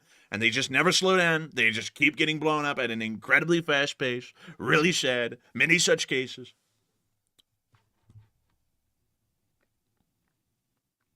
But anyways, getting towards the end of the clip, we can see more Russian vehicles still getting obliterated. Practically the entire assault column was destroyed by Madyar's birds. And that's the end of the clip. But moving on from that and into our next one, we also got to see a Ukrainian tank firing on the Russians in that direction as well. We're going to be muting the documentary music. By the way, Matthew's next hit documentary will be coming out very soon. Very soon. I have like 50% of it edited, and the Enforcer can tell you that it's unequivocally bussin'. I gotta tell you, I took a look at it. I said, there's no way that a documentary can be better than what we've already seen. And I went in there and I watched it, and it was truly better. It was better in every single way. And I just went, this is absolutely fantastic, absolutely amazing. No one can do a documentary better than this. I walked in and I said, wow, that's a wonderful documentary. Just truly an amazing one. And it talks about Greenland, of all places. It's just a wild documentary, really crazy one. You can hear all kinds of people saying all kinds of things. Really, it's just Matthew talking, but he's all kinds of things, great things, wonderful documentary, wonderful stuff. But anyways. It's a great documentary, edited like a professional, edited like greatness, final cut, edited great. I gotta tell you, wonderful stuff. It's bigly. It's going to be a bigly documentary. It's going to be a cafefe. It's going to be a wonderful deal. We absolutely love it. Some say they haven't seen a better documentary in at least 10 years. Oh boy, it's a documentary for the ages. Tell them a little bit more about that documentary. Can we inject that or something? I gotta tell you, we can talk all about the documentary. It's got a lot of detail in it. Bing, bing, bong, bong. It's got wonderful stuff. Just absolutely incredible. And also a lot of people are talking about, let's see, are you doing the hand motions too? Of course I'm doing the hand motions. You've got to do the pointing finger and then putting the pointing finger down and every other one up and then just moving them around as you need while you're talking. You've always got to do the hand gestures. You can't do this without the hand gestures. Everyone always says you can, but you can't. I'm just the best at it, believe me. It's the greatest. But let's see. That's the end of the clip. Oh, also, let's see. Sub the Gator said, out of curiosity, are you editing in the Apple software or the Windows software? And me personally, I'm editing in Final Cut Pro, the new one. That is a fantastic editing software, by the way. Like, fantastic. The best I've ever used. And it's only on Apple, sadly, because I think the Enforcer saw how good my videos were turning out with the editing, and he wanted to get the same program, but sadly, it's not on Windows, so that's a bit of a downside to that, but it's really good. I gotta use DaVinci. But anyways, getting on to the next clip. You see this BTR-82 was destroyed. I don't know how in the world they put that music in. Like, that sounds like they recorded it off of, like, another iPhone that was, like, 9 miles away. But that BTR-82 got split in half. It did. Also, by the way, Gulf and Matt LSA in the live chat. Man, tell you what, best username of the year. Gotta say, love to see it. Also, let's see. Someone said, whatever happened to that editor you guys were working with for the China video you're going to make? The China video, I think, never came about because I think the enforcer didn't quite get what he was looking for from the animator, and it just didn't work out. We've changed that, by the way. I've actually got like finished animations that I've currently had delivered to me that are like top notch. Like it's going to compete with like the biggest players on YouTube in this next video, and y'all will get to see them when it gets put out in like I think Monday or Tuesday of next week or something like that. So it's going to be impressive. Yeah, the China video got unceremoniously removed from our release schedule because no matter what, I really couldn't get what I was looking for, the best way to put it. Kind of feel like I got fleeced as well for the quality that Matthew's getting for what he's putting into the production costs. So that's just kind of the reality of it, to be entirely honest. So that video never came out because quality-wise, it was not up to snuff, and it was not what I was looking for. So we just completely shelved it and threw it away. So with that, I hope that does address that quite well. And with that, it's time for us to move on up to Kyiv to cover the speech from President Volodymyr Zelensky here on day 1072 of the war. And so without further ado, here is the speech. Speech! Бажаю здоров'я, шановні українці і українки. Звіт за цей день. Головком, доповідь щодо фронту та Курської операції. Є за що відзначити наші бригади, особливо 225-й окремий штурмовий батальйон, сміливо і наполегливо знищують ворога. А також 82-га окрема десантно-штурмова бригада, молодці хлопці. І сьогодні вдячність силам спеціальних операцій за ефективне ураження російських солдатів і техніки. Дуже важливо, щоб кожен день давав нам нові результати. І щоб такими результатами ставали втрати ворога, втрати Росії. Була також сьогодні довга розмова з Будановим щодо наших завдань і перспектив різних сценаріїв. Важливо діяти активно. Щогодини оновлення ситуації в Сумах. Там досі тривають роботи на місці влучання російського шахеду. Звичайний житловий будинок зруйновано. 9 людей убито. Мої співчуття всім рідним. 13 людей постраждали, і серед них дитина. Усім надається необхідна допомога. Я хочу подякувати кожному рятувальнику, кожному медичному працівнику, всім поліцейським, які допомагають. Це вже типовий почерк Росії – зруйнувати життя багатьох родин, цілого дому. І кожен такий російський удар потребує відповіді світу. Терор не можна залишити безкарним. Найбільш ефективно підтримувати наших людей, нашу державу. Зберігати тиск на Росію і не піддаватись московським маніпуляціям, чи то політичним, чи то в медіа.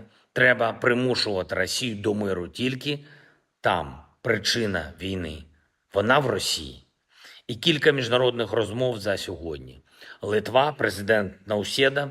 Я вдячний за всю допомогу. Незмінно ми будемо разом працювати з іншими партнерами в Європі, щоб зберігати європейську єдність і збільшувати європейську здатність діяти. Балтійські держави, країни Північної Європи, багато хто на континенті, наші послідовні союзники. Важливо переконувати всіх бути разом. Сьогодні ж говорив з президентом Лівану, зокрема про необхідність стабільності і про продовольчу безпеку. Можемо допомогти тим, хто цього потребує, щоб потім результати в цих країнах допомагали усім нам. Нормальне життя потрібне усім. Слава Україні! And Herom Slava. And with that, that is the end of the speech from President Volodymyr Zelensky here on day 1072 of the news of the war in Ukraine. And that is going to be moving us on into the second segment of this stream, where we get to talk to each and every single one of y'all. And boy, howdy, what a segment it will be. We have loads to talk about, all kinds of things to talk about. Most importantly, we get to talk directly to y'all. That is something that we just don't really get to do a lot through the news segment, but we get to do plenty here in the question segment. And I got to say, thank you all so much once again for watching so far as well. We had about, I believe, 10.6 thousand people watching at the peak tonight, and about 52,000 people have watched so far. We're entirely honored and grateful to know that so many of y'all choose this channel to be your primary source of news every single night, as we've maintained being in the top 100 live streams on YouTube consistently for well over half a year at this point. And so with that, a big thanks to all of y'all once again. And without further ado, Matthew, I understand that we have some kind of a question here, a question that involves Belarus. So what we got here? All right, so it's time for our final question segment of the night. We do have one poll left to cover. It says Russian sources rumor that Belarus may be dragged into the Ukraine war as it drags on. And what are your thoughts? It looks like a pretty evenly split poll, actually. People are all over the place on this one. 33% said Belarus might get involved, while 32% said Belarus will stay neutral in this, and 29% said Belarus follows Putin's orders and they really don't have a say.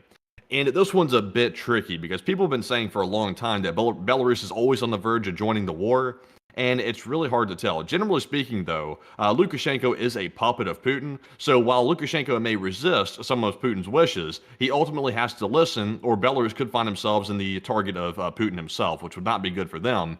So I would say that the rumors sound like they're very preliminary right now. It sounds like the Russian war bloggers are mentioning that there's an anxiety about Belarus being dragged into it. I'll be honest, though, I'm not really sure how they would get dragged into it unless, they decided just to jump in on their own volition. So I'm not really sure about that. But the Russians are worried about it, so that makes you wonder. But I'm going to say, generally speaking, I think Belarus will just simply follow Putin's orders. And if he says go in, then he'll do it. But Enforcer, what say you? I think the Belarusians will largely stay neutral. I'd actually have to go with the 32%. Because the Belarusian military may throw Lukashenko out of power if a war begins. At least that's what we were hearing 3 years ago when the war began. And I think that might still be the case now. So whether Putin orders them to go to war or not, it really matters what the military apparatus of Belarus wants to do. And if they do not want to go to war, they could throw Lukashenko out, and then Putin immediately has lost all control of Belarus from that point onwards into the future, depending on how that government forms and how it operates. So I would generally say they're probably not going to enter, and I don't really think the Russians would be able to pressure them enough because they would know that that's an inherent risk or a consequence that it could happen, and that appears to have already clearly happened at some point earlier in the war. So with that, I hope that does address that fairly well, at least in my opinion. And with that, Matthew, I understand that we have plenty of questions, a lot of questions, long-lasting questions. So what do we got? All right, so jumping into our first super chat, the last segment. This one goes to a longtime channel legend. It is Mr. Lunchtime, who puts in a $20 donation. And thank you very much, Mr. Lunchtime, for the support and donating $20 of the lunch money. And he said, excellent work last night, and take a spicy question from the chat, and please rabbit hole on it, and stay toasty, my friends. And thank you so much for the support, Mr. Lunchtime, the massive support, and helping this channel to keep on running. Folks like you help to keep this channel running. You've been here for an incredibly long time. In fact, as long as Mr. Lunchtime has existed, which is crazy because that joke is years old at this point. And it's really cool to think that you've been around for that many years and continue to watch this channel and enjoy it a great deal. And we will make sure to take a spicy question from the live chat, and we will stay toasty. But a huge thanks to you once again for sticking around for so long and enjoying this channel a great deal, because it's really cool to know that so many people have been with us for years as we've been covering this news. I first started off covering this news when I turned, let me think. See, that would have been, yeah, when I turned 20, just a few days later, I began covering this news. And I'm now about to turn 23 here really soon. I've been covering this for a long enough time that years have passed. It's really crazy to think that that is the case. It's really crazy to think that y'all have kind of seen me in my first years of adulthood for the large part as well, covering this, and hopefully our news presentation has been incredibly good through all of those years and has only been consistently getting better. But still, a huge thanks to you so much once again. I hope that does address that well, Mr. Lunchtime. And with that, Matthew, do we have a live chat to rabbit hole on? Yes, I've got a juicy one right here. This one goes to Gulf of Matt LSA. And no, I wasn't picking favorites. They said, could you guys explain what comes after the Russian collapse? What's going to happen to Russia after that happens? And can you kind of timeline what that's going to look like? That's a good one, because there really is no way to know what it would look like. Generally, the collapse of countries are largely unpredictable, kind of like the collapse of Bashar al-Assad's regime. It's really hard to know when that will happen and what it will look like in the aftermath, because it's fairly likely that during the fall of Assad, the Islamic State could have risen up out of the ashes again and immediately begun to threaten Iraq and Syria, which did not happen, weirdly enough, in any large scale. So that was a little bit odd to see. But nevertheless, with the collapse of the Russian Federation, if I was able to take a shot in the dark, which we will take, just for the theory of rabbit holing on this, the collapse of the Russian Federation will probably be a very quick and violent kind of an event. There really won't be a lot preceding it. Of course, there will be the collapse of economic institutions, but it still would look like the Russian Federation, even with the collapse of those economic institutions, would just keep on rolling regardless. One day that will just stop. Kind of like how the Soviet Union collapsed in the middle of the night in 1991 for the final day of the existence of the Soviet Union. No one had a clue or an idea that that would happen then, at that very moment. I think that's going to be the same thing with the Russian Federation. We're getting an idea that they're eventually going to collapse, it's just that we don't know when and we don't know exactly how. But when the collapse happens, we're probably going to see that either Putin is overthrown and then tried for whatever crimes they're going to come up with against him, which there's plenty, or they're going to attempt to overthrow him and he's going to flee. Or there's a third option where he does not want to get overthrown and a civil war begins. But generally, with what happens in the Soviet Union politically, or in the Russian Federation politically, or even in the Russian Empire politically, once someone tries to conduct a coup d'etat of the government, they generally have enough people behind them that resisting them is pretty much impossible. So you pretty much have to step down or flee the country one way or another. So I have a feeling that's probably the situation that Putin will be presented with. So he will flee. And once he flees and a new government comes into place, this new government is going to be fairly weak because it's going to have to test the loyalty of multiple people throughout the country, get rid of people who may possibly be disloyal to the new government, and also start to create a brand new system of governance and laws. And then, of course, the inevitable power struggle for who will be the new dictator will most likely start to take place and probably be resolved within a couple of weeks from that point. That will give enough time for some separatist factions to actually break away from the Russian Federation, and there really is not that many of them, except for the ones down in the Caucasus Mountain area. These are the few areas of the Russian Federation that I could see breaking away. Some people say that Siberia wants to break away, but that is simply not going to be the case. They do not have the military ability, nor do they have any kind of population numbers significant enough to survive on their own economically. There's just no way. And not only that, they don't really have any access to any major waterways, and the only access that they would have to trade would be through Kazakhstan, which is relatively poor, or through China, which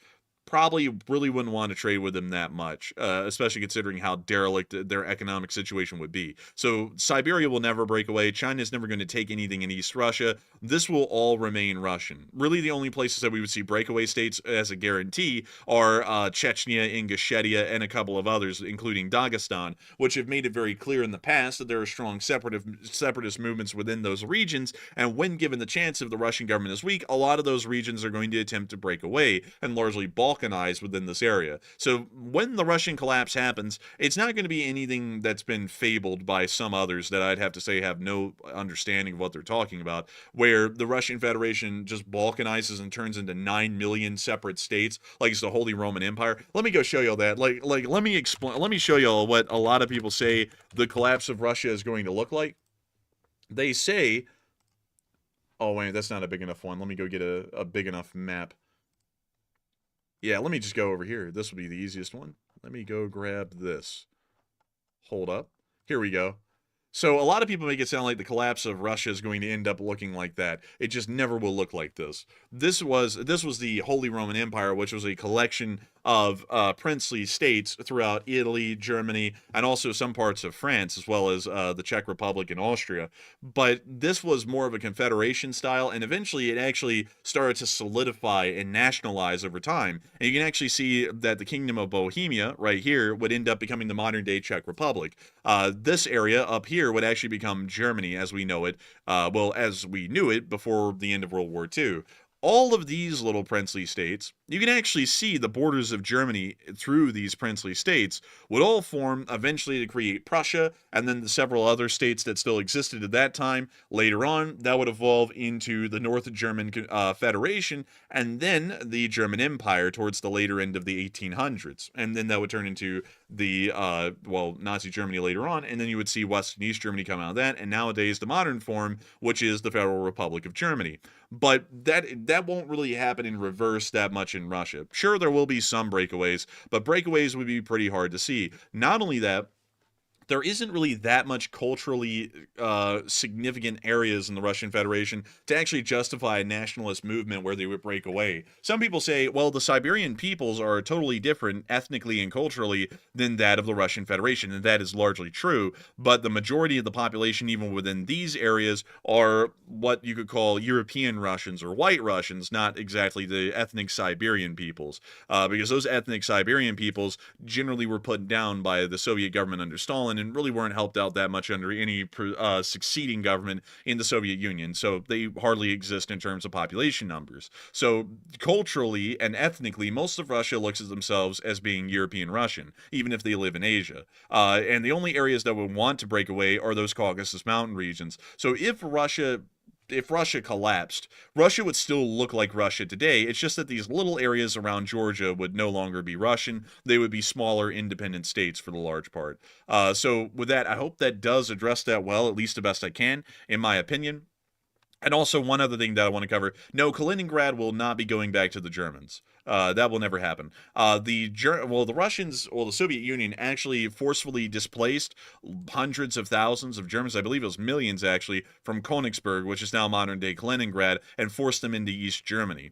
And then they repopulated this area with nothing but Russians. So ethnically, this area is Russian. 100%. There's no one else that lives here except for Russians. So for this reason, Poland wouldn't want to take it on because there would be huge ethnic riots that would be happening, nationalist riots, all kinds of deals like that, and Germany wouldn't want it back for those same reasons as well. So this area wouldn't break away because, once again, they culturally and ethnically view themselves as European Russians because they actually are.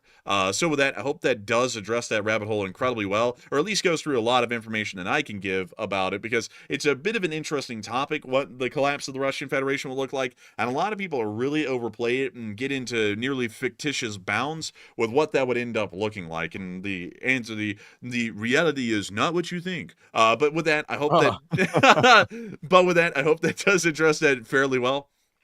Thank you so much once again, Mr. Lunchtime, for sponsoring that live chat and helping us to rabbit hole on it. And with that, we are on to the next one.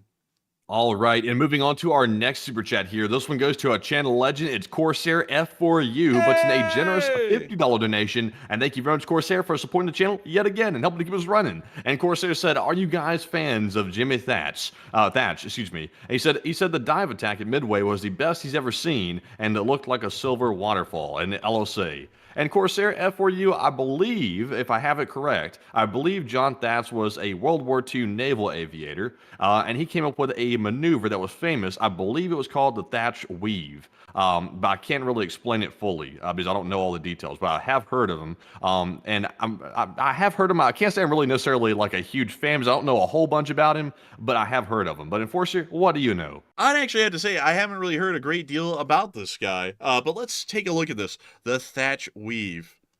Let's see here. The enemy following planes A or B is on. Oh, yeah, I've done this in War Thunder a million times, and I haven't even known it was called the Thatch Weave. Hey! But still, that's very interesting to see right here. So A and B are being attacked by enemy aircraft, so they turn in to the left, so that way C and D can turn to the right and pretty much clip off the aircraft that are chasing A and B. That's actually a fairly interesting move right there. Did not know that that was accredited to John Thatch. And also, look at him. He made it all the way to Admiral. Wow, that's actually a really high position. Man, it's crazy. Also, isn't it weird how people looked like back in the day like this? It's crazy. They look a whole lot different. They really do. Look a little different. Look at this guy. He almost looks like Charles de Gaulle. It's weird. Yeah, it kind of does, honestly, like that. It's like, I don't know what happened. It's not, I wonder if it's the cameras that made the way people look a lot different, like the way they took photos and the color science, or is it just that people had a different, facial structure back then? I think it was that there was a different facial structure, because facial structure is a change a decent bit actually, with times. Sometimes they get fairly similar to what they looked like in the past, but they change from generation to generation. But it's fairly interesting to see because, you know, he looks totally different than anyone else you would see nowadays. So that is a fairly interesting thing. But also, I do have to say that I would have to be honest with y'all. I think people looked a lot more normal back then than they do now, myself included, because every single subsequent generation, you look at the next generation and you're like, what are they? Like, what is that look? Like, it's like, what is that? And then I look at generation before me and I'm like, well, they look better than me. Like, we must look like mutants. I don't know. I feel like that might be the case, but nevertheless, fairly interesting guy. I actually have not heard a lot about him before, Corsair for you, and I should assume that you would know about John Thatch because your name is Corsair F4U. So that would make sense. And let's see here. Wait a minute, he flew a Wildcat, didn't he? It said an F4F. So I'm assuming that he flew a F4F Wildcat. Let me go see if that is the case. Let's see. Well, he had a frigate named after him called the Thatch. Oh, and he also flew a Buffalo. And he had a... And he tipped it, yes, he tipped it indeed. Those were really cool little planes, like almost interwar planes by that time. But let's see. Let's see here. Oh, yeah, the frigate Thatch.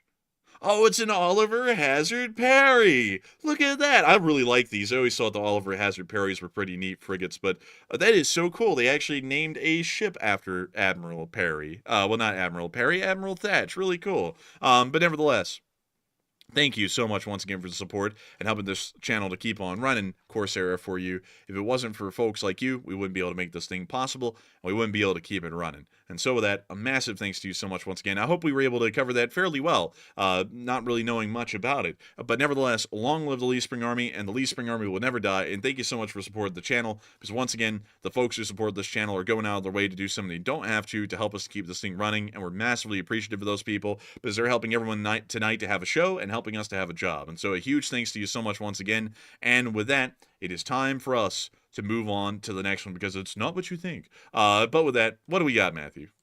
All right. And also, I see Glock, who's there, said in the live chat, you ever notice how all the World War II soldiers were skinny? Like, honestly, the people back in the day were pretty much all skinny. Like, I'm not sure if that was because they weren't eating as much, because maybe it was like a less food they had access to or something, or maybe they were just naturally, skinny. I'm not sure what it was, but it seems like most people back then were really pretty much in shape, pretty much everybody. So, yeah, I noticed that too. But what do you think, Enforcer? Was everybody skinny or not? Well, if you wanna see something interesting here, I will show you something very interesting here. If you just give me a minute, would you? One second, I'm trying to find this because this is actually something to explain why they're so skinny. I'll be dipped. Are they kidding me? Like, can we not get the number all the way back to the beginning of 1900? Are you kidding me right here? Come on. Let's see here.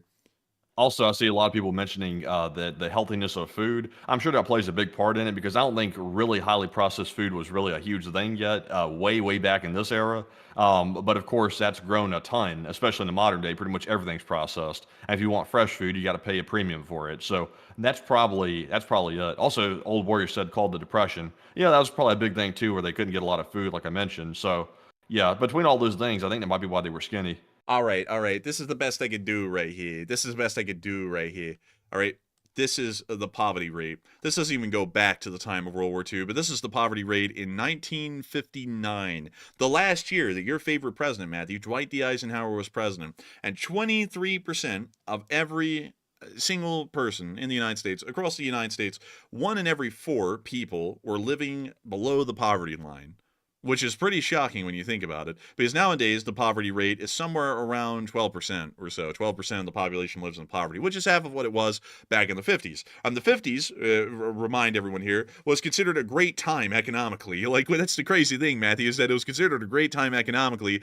There were loads more people living in poverty then than there are now. But during the World War II era, let me go see poverty in the U.S., let's see, before World War II. But hasn't the like standard for poverty changed, so the chart would kind of be a little bit unreliable because they changed the standard for poverty?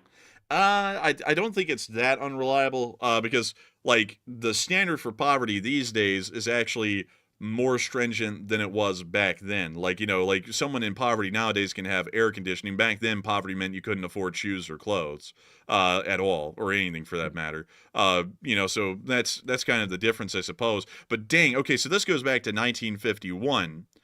This is, of course, 5 or 6 years after World War II ended. The poverty rate was around 30-something%. So damn. That's wild when you think about it. A third of the country was living in poverty.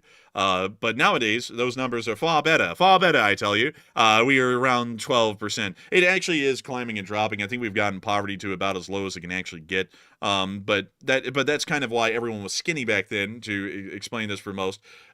Folks back then could not afford to get a lot of food. A lot of people take that for granted these days, and a lot of people go, "Oh, well, it's the diet that people are eating that makes them fat." You know, it's like it's a whole bunch of grains. The reality is that people were skinny back then, not because they had a good diet, because mommy and daddy couldn't afford enough food for 9 children, including themselves, because they were hardly making ends meet as it was. So people didn't eat a lot back then. Oh, also, by the way, I got some information here about the poverty standard in 1950, because we're looking at the chart right here around 1950 or so. So when it looks like about 32% or so of the people were in poverty in 1950, it looked like the United States had not officially defined a poverty threshold. They haven't defined that until the 1960s, and they did it after that point. So that might explain why it looks like after the 1960s, it looks like it sort of changed there a little bit, because they actually defined a standard. But it looks like the estimated poverty threshold for a family of 4 in 1950 would have been about $30,000 in today's money. And that's accounting for inflation and everything else. So it would be, for example, some family of 4 today was making only $30,000. That would have been 1950's poverty threshold. And they certainly would be impoverished these days for sure. Yeah, hell yeah. A year. I mean, they're not accounting for the cost increase of everything too. Forget inflation, just the greed. Yeah, so like, you know, going off of that, I mean, back then they had to have also been living in poverty as well. I mean, you know, things were cheaper back then a little bit, but at the same time, well, you know something, Matthew, to tell you how impoverished people were back then. You know how you go into a gun store these days, you buy a box of ammo, you know, like say 200 rounds or so? Yes. Back then, people were so poor they couldn't even buy a couple of rounds. So back in the day, old cartridges actually used to have the cost engraved on them. So it was stamped into the bottom of the casing. So it'd be like 3 cents or something like that per round back then, for like 30-06 or something. So that way you could buy the bullet instead of buy the box. Because people were that poor they couldn't even afford a box of bullets. You know what they used to call that when they used to buy like a bullet at a time? They called that Barney Fifing. Man, honestly, it was like that's probably where really they got was. it from. But let's see here. Let's see. My parents never let a visitor leave without feeding them in case they had no food. Oh, Warrior, that's actually an American custom and a tradition that's kind of been lost these days, especially because of the ushering in of the post-industrial revolution. But back in the day in America, it was customary to feed folks when they passed by. That was just the standard, because it was supposed to be, a form of presenting hospitality. Hell, during colonial times, if someone was passing by and they asked to have a place to sleep, they had to have that place to sleep until they decided to leave. You couldn't force them to leave. That was considered bad. Like, that was considered horrendously bad in a social setting. George Washington actually wrote about a guy who did that. He was passing by Mount Vernon and asked to stay, and he ended up staying for months. Like, and George Washington wrote about this guy extensively, because he's like, when will he leave? Like he would literally write that, man. He was like, this guy has been here for months and he's just not leaving. And like, he's like, you know, we keep feeding him, you know, because we can't not feed him, you know, because then that would be horrendous. When will this guy leave? And the day the guy left, man, literally, George Washington wrote nothing else down in his diary except he finally left. It was just 3 words on that day, and that was it for that whole day. That's all he wrote. And then the next day he went back to writing, you know, down everything that would happen and all that kind of stuff. But nevertheless, that was customary. And who was it? Who was that again you were speaking about? Oh, it was just some random guy. Like, I don't even think the name's remembered of this guy. He was just some dude that happened to wander by. Well, I was asking that because I was wondering if you knew, because it was later discovered by the history people, and when they did some research in the archives, that was the first known appearance of the hot dog man grifting. Dude, I didn't even know where you're going with that. He was doing it back in the George Washington day, man. He was starting it back then. Oh man, I need a desk and a chair and a house in DC. Like, and then he got in Mount Vernon. That's why he's trying to go to DC, man. He's trying to go back to his haunted ground. Dude, he's out there. He's out there where he is right now, man. You know where he is. He's out there with a harmonica going, "We're tenting tonight on the campground." Bro is still looking for George Washington so he can get back to grifting. Man, I'm telling you. But still, Like that was a very let's see, that's what they did during the Depression. Yeah, they did that well before that too. I think the Depression really like exacerbated that more. But what's interesting, old warriors, that the American response to a lack of resources was very different than the European response. The Great Depression reinforced for a good while that when someone came over, you had to feed them. Even to this day, that's something that commonly happens in most American homes when you drop by. But in Europe, the shortage of food that was created during the Depression over there and World War II actually led to most countries in Europe, they will have supper, like, you know, or dinner, whatever you call it. And they will eat, but they will not cook anything for you. And they just expect you to sit there at the dinner table while they eat, and you have nothing. Like that's what they do in Europe in most countries, especially those in Northern Europe outside the UK. The UK is kind of an iffy place for that. Some families will feed you, some won't. It really just depends. But the Southern European countries like Italy, they will always feed you. But the Northern European countries like Germany, the Netherlands, Poland, and even the Scandinavian countries, oddly enough, although they were known for this historically, will not feed you now. It's just not a thing culturally there anymore. It's a really weird thing how that changed for them because of World War II, but it changed for us in a bit of an opposite way, at least for a good while. And I think that largely is the case for most homes these days, because most people I ever hung out with, which were seldom few for reasons when I was growing up, not that I was unsociable, there was a whole other deal with it, but whenever I would go and hang out with them, there would always be an offer of food. You know, you want something to eat, something to drink, you know, because that's customary. And then if you say yes, like, you know, practically any request outside of, you know, wanting gold leaf steak would be, you know, provided for. That's kind of how it is these days. But let's see. Seeing a lot of people saying all kinds of things. But really the honest truth is, just to be completely frank here, it has nothing to do with people's diets these days. It had to do with back then, you couldn't even afford a lot of food. Like, there's never been a famine in this country produced from a lack of food. There's only been relatively small famines that have been produced in this country, the Great Depression being one of them, because people couldn't afford food. So that's generally how it's worked in this country. Back then, food was fairly expensive, considering most people were hardly making anything, and most people couldn't find a job. And so that's why people were thinner back then. Nowadays, people take it for granted how cheap food is. And what's crazy about that is that the prices are rising even still right now. And a lot of people are complaining about that, but people have got to count their lucky stars in a way, because at least it's not like any other time in American history where food was actually a pretty expensive thing just to have the bare basics. Nowadays, you can eat so much food, you can get obese quite easily. 40% of the country is obese, and no one bats an eye, because that's just what's expected as far as food security these days. It's so secure, people overeat. But anyways, with that, I hope that does address that well. It's a fairly interesting thing to talk about with food consumption and things over the years. But that's also why people looked thinner back then, always. And also that's why people were on average shorter back then. Like, a lot of people also don't know that as well. Americans before World War II, on average, were about the same height as modern day North Koreans, which is around 5'7". Because most people were malnourished. Like, they didn't have enough food growing up. Nowadays, we have so much food. I think the average height in America is getting close to 6 foot these days, which is crazy when you think about it. Americans are some of the tallest people in the world because of their well-fed diets. But anyways, with that, let's see. You were wrong again about Northern Europe and about the diets here. It's because too many eat poor quality food. Well, again. I got to ask, have you ever been to the United States to know, or are you just telling me? Because, like, you can get good quality food in the United States, and people still get fat because they just eat too much. I mean, you know, like someone did a test back in the day where they lost food by eating nothing but Lay's potato chips and junk food, and they only focused on caloric intake, and they ended up losing weight. It has nothing to do at all with whether the food quality is good or bad. It really has more so to do with how much calories you're eating. Calories translate into energy. If you're consuming more energy than you're exerting, your body is going to store that as fat, and you're going to gain weight. If you're burning more energy than you're consuming, you're losing weight. It's all a matter of calories. It has nothing to do with food quality. At least that's what I've seen so far. And of course, there's different things. I will say, I will add this to it. The ultra-processed foods, they have a lot of more, like, I don't know what the exact term is, like fatty ingredients in them. So if you eat them, you'll naturally start gaining weight a lot faster than like a natural food because it's just got more fat in it. That's my understanding. I'm not a nutritionist, so I'm not exactly certain. But more fat would translate into more calories, right? Honestly, I couldn't say.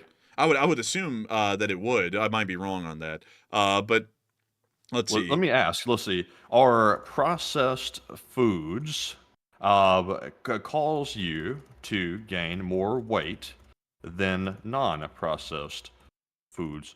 Let's consult the Oracle of Wisdom. Processed foods are more likely to contribute to weight gain compared to whole unprocessed foods for several reasons. Number one, a higher caloric density in the processed foods, a lower satiety, meaning you feel less full. Also, the processed foods are high in added sugars and unhealthy fats. They're also more addictive and easier to overeat. And also, it reduces your metabolism by eating processed foods. So pretty much it does everything horrible to you to make you gain weight. But it sounds to me like it's just more calorically dense. Like it said that for the large part, didn't it? It said there's more fats in it, so there's more calories, and you're eating less. So you don't feel full, but you actually have eaten a lot in terms of calories. And then it's generally just addictive because of the sugars and stuff that are in it. So basically, we were hitting it dead on the nail. So to that one guy, that S-Storm dude, you guys know nothing about food or metabolism. We just got the answer. It was exactly what we said. So it's probably best for you to keep quiet. Maybe. I don't know. I'm not a professional on that. But, you know. I think you named the wrong person. I think it was the other person. I think he was it was S-Storm because I went back up to read it exactly. It says, you guys know nothing about food or metabolism or calories. Oh. Best keep quiet. I think that you might want to do that because yapping like that generally is grounds for a ban because that's a fairly rude way of saying things. So maybe zip that for a bit or maybe find a new channel. That probably would be a good move for you as well. But anyways, with that, I hope we were able to get the answer to that straight from the internet, which appears to be from metabolists and also dietitians, I'd assume. So it seems Casualty, actually. And they are gathering that information from the dietitians and the professionals. So it seems as though that was largely a correct assumption. So with that, I hope that does address that fairly well. And with that, we are on to the next one. All right. And with that, moving on to our next one here. This one goes to Jose Diaz, who puts in a $20 donation. And thank you very much, Jose, for that support. And also, sadly, I don't see a comment attached to it, though. But thank you very much, Jose, for that $20 support and helping to keep us running. And we appreciate that very much. But Enforcer, what say you? And I got to thank you so much for the support and helping this channel to keep on running. Because if it wasn't for folks like you, we wouldn't be able to make this thing possible. And I got to thank you massively once again for the support and helping this channel to keep on running. Because if it wasn't for folks like you who went out of their way to support this thing and help us to keep it running, we just simply wouldn't be able to be on here every single night covering the news for so many people. And so a massive thanks to you so much once again. And with that, it is time for us to move on to the next one. And also, I saw some people saying weight loss is not the same as healthy. That's true. But what we were saying there is, why in the world did people not look fat? You know, and healthy as far as cholesterol buildup and stuff, it has nothing to do with weight gain or weight loss. I can personally say that when I was dieting, because a while ago, in the middle of us running this channel, I never mentioned this, but I lost about 20 pounds over two entirely different instances over the past 3 years. I would go on diets. One time I was eating largely healthy food and lost the weight all the same. The other time I just ate whatever I wanted to. I just made sure that calorically it was less, and I still lost the same amount of weight over the same amount of time. So just by personal trial and error, I know that it has nothing to do with the quality of the food. It just has to do with the amount of energy that is being consumed in the food. So if calorically it's less, you're going to lose weight because it's exactly like, say, putting in some muscle on something. If you are sitting there and you have a 10-pound weight that you're trying to pick up, and you put in enough muscle to pick up 9 pounds, you're not going to pick up the weight. So you're losing the weight. If you sit there and you put in enough energy to pick it up, then you're gaining the weight. Kind of the same thing. That was a bad way of explaining it, but maybe you'll get the point. Well, you know what I mean, Jack. But anyways, with that, we are on to the next one. The next one goes to Hokey Redneck, who puts in a $20 donation, and thank you very much, Hokey, as well, for being a long-time channel legend, and also, we appreciate it very much. And he said, I want to see a real rail bridge. Search the Forth Bridge in Scotland. The fourth, oh, that is a famous one, actually, the Forth Bridge in Scotland. That is a famous one. It's a part of the Fife Circle, actually. But let's go take a look at it. Boom. There it is right there. Oh, actually, it's this one. This is an impressive bridge. Look at that. Oh dear, that's the Forth Bridge. They built this for the Scottish, eh? Also, they got a blue man right there. I don't know what's up with him. That's a blue man group, yeah? But there is the train. It's a Class 800. And that's how small it is. I mean, trains are fairly large, and this bridge makes it look quite small. And so, a fairly interesting thing to see there, I gotta say. And also, holy moly. It's the... We'll bring out the big guns, yeah?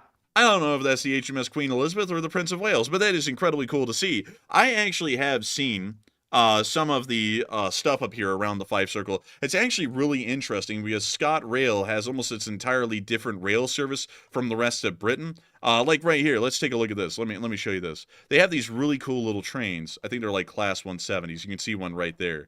And let me go see if I can get you a better picture of one of these. That's a 158. That's I'm trying to see if I can get you this, like, oh dang man, are they not gonna, oh, that thing is dirty. Goodness. I've never seen one He's waving out the front, man, like he doesn't know it's dirty. Have you gotten out your train to see how filthy it is? Have you seen how filthy it is? Have you witnessed it? But let's see here. I'm trying to see if I can find, there we go. There it is. So what's cool about this thing, Matthew, is that it kind of looks like a car, right? It looks like a car if you're blind.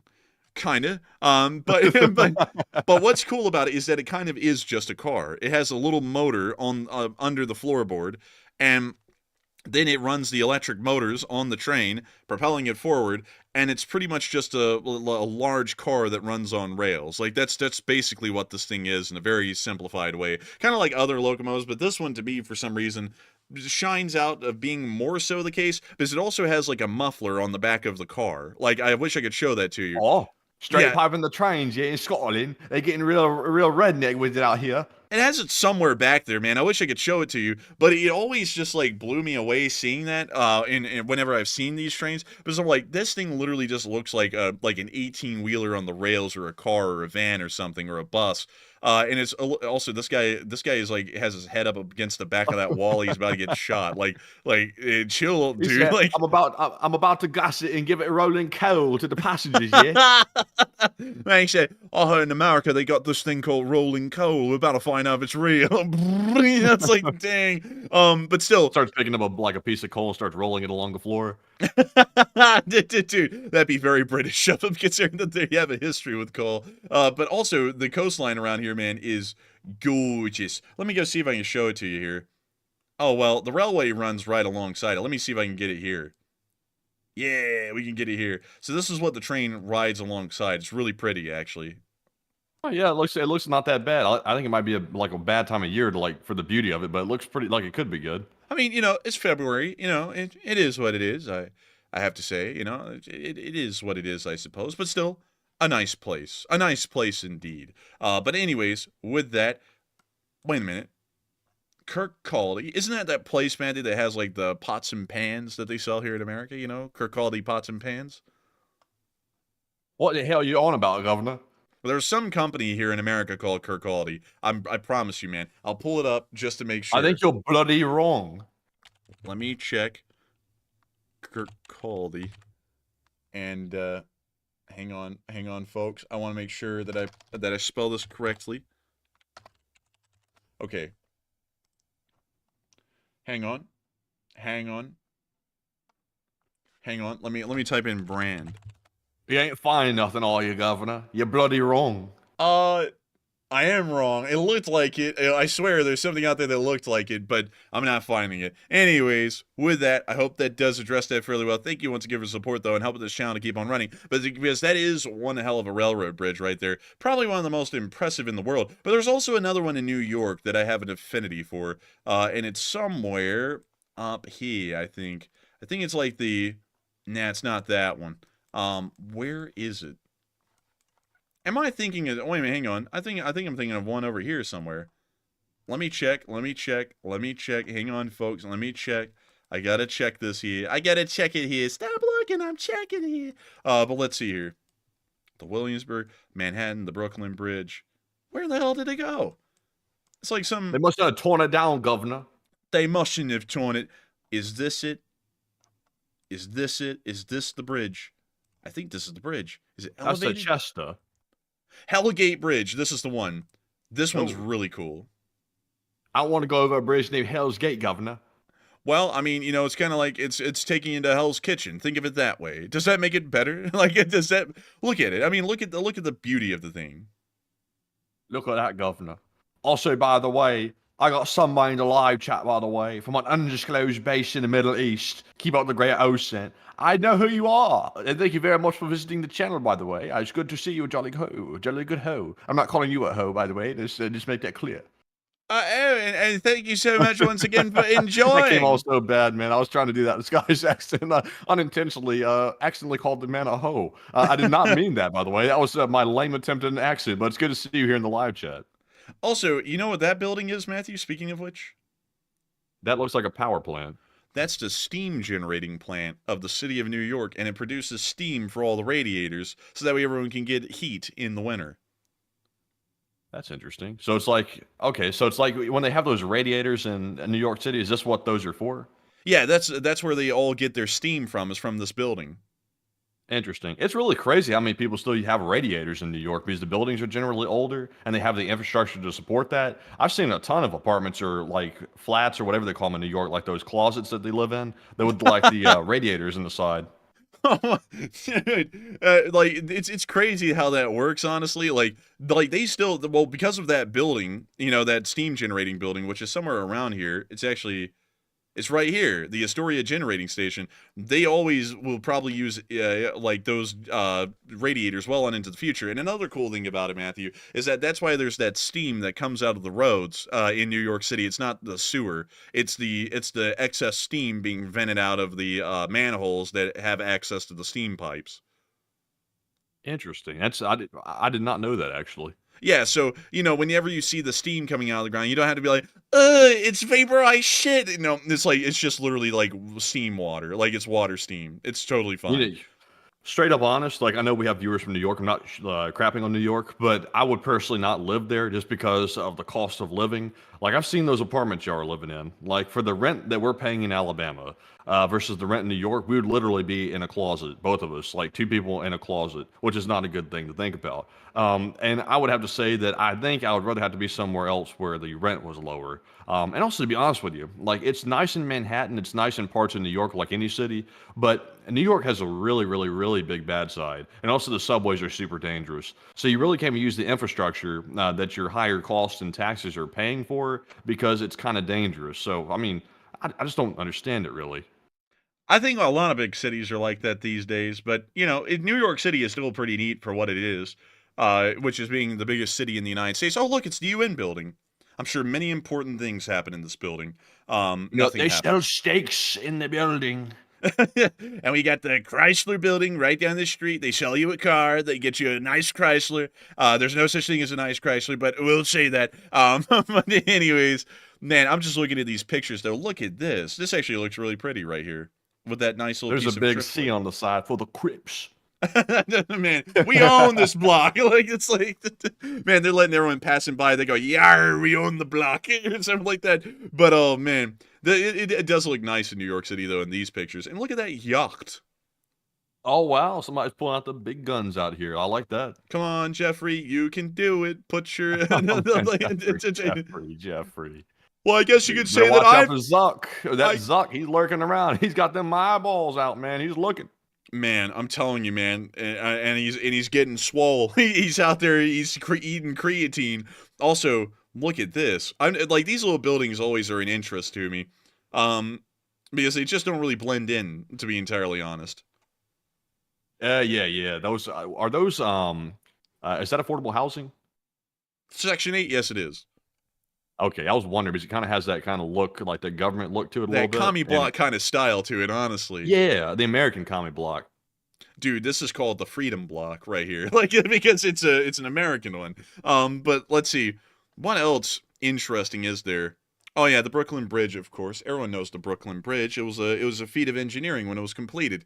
It's an amazing bridge, even still to this day, and it holds the hearts and minds of many Americans around the world, in the United States in particular. But let's see here.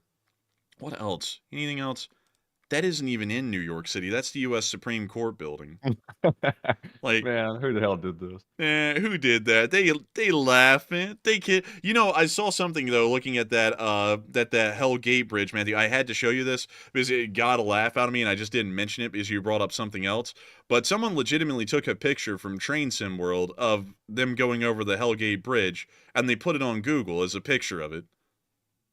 Interesting. That's interesting. It must have fooled some people because Google put it on here. Yeah, I mean, I was like, how did that make it through? I mean, you could clearly tell that this wasn't real. But anyways, with that, it is time for us to move on to the next ones. And so with that, thank you so much once again for support. I hope that does address that well, Hokey Redneck, about railroad bridges and other things. And with that, it is time for us to move on to the next one. But still, a massive thanks once again. And Matthew, what else do we have? All right, so our next one here goes to, also real quick, I wanna talk about something. It was real fast, so I'm not gonna rabbit hole on it. I saw Nerdo say the rents have gone crazy, even in Alabama, and my granddaughter can't find an apartment in Demopolis, Alabama, for under $800. And Tuscaloosa, which is a university town, you can expect to pay $1,800 for a 2-bedroom. That's Birmingham's prices, by the way. 2 bedroom is going to be about $1,800 plus a month. And honestly, in today's prices, that's kind of good in today's prices. If you can find something under 800 anywhere that's not really sketchy, like you've found a miracle. Like honestly, in my experience, because rents are not cheap like that, and it looks like they're going up even more here in the coming months. Which I thought they were supposed to be going down, but they're going up. So maybe that'll get fixed sometime soon. But yeah, prices on rent is crazy. But anyways, moving on to that next super chat here. This one goes to Jay Bagwell, who puts in a $20 donation. And thank you very much, Jay, for that support. Excuse me. And he said, you guys did a fantastic job last night covering such major news live on the spot. And you guys figured it out on the fly while everyone else was scratching their heads. And thank you very much, Jay, for the kind words. I'm glad you found it good as well, because the on-the-fly news, I enjoy that a lot. And also, since we have 2 people here on this channel, we can actually put some more thought into it and find the news quicker, and also generally come to conclusions, or at least try to assume things to sort of give the audience a bigger picture. While some people can't because there's only one person doing it, and it's a little bit limiting. But luckily we can. But thank you very much, Jay, for the kind words and that support. And Enforcer, what say you? And I got to thank you so much for the kind words and the support, Jay Bagwell. And I got to thank you so much for enjoying our coverage last night. I hope that it really was a really good example of what this channel does with news coverage and presentation and on-the-spot analysis, because I felt like we did incredibly good. Honestly, we got a lot of things right yesterday that a lot of people are finally saying today, or finally hearing today from officials, which is really neat to know that we were able to get that down and do that correctly. And I got to say that it would not be possible if Matthew and me were not working here. We do very good work on air with that kind of stuff. Like, you know, that's tooting our own whistle, but I don't think that there was any analysis that got as good as ours last night, or the breaking kind of details and updates that we were getting live on air. No one really got close from what we know, and we were really proud to be able to present all of that information on such a horrific tragedy in such a informative and well-researched way, literally on the fly. I gotta say, though, that's mentally taxing. Matthew really loves it. It's mentally taxing for me, because usually before the stream, I come up, running a stream is mentally taxing as it is, but before the stream, I usually have a roadmap of what we're going to be covering when and where. But during those kinds of things, I have to be able to come up with the seamless monologue and make it make sense on the fly. It's just all improvisation with not even any ounce of planning at all, because I got to see what Matthew's sending and then just start immediately putting everything together live on air. Hopefully it still came out well, and I'm assuming that it did, because we've been getting a lot of good words about how we did that last night. And I got to thank you so much as well, Jay Bagwell, because you're an old guard, a channel legend, and a friend of the channel, and I got to thank you so much for enjoying it, because it was a horrendous tragedy, but I'm glad to know that we were able to provide a good service to everyone in the public who was watching by giving loads of informations and details that were not known until today. And we were able to do that last night. And so with that, a huge thank you.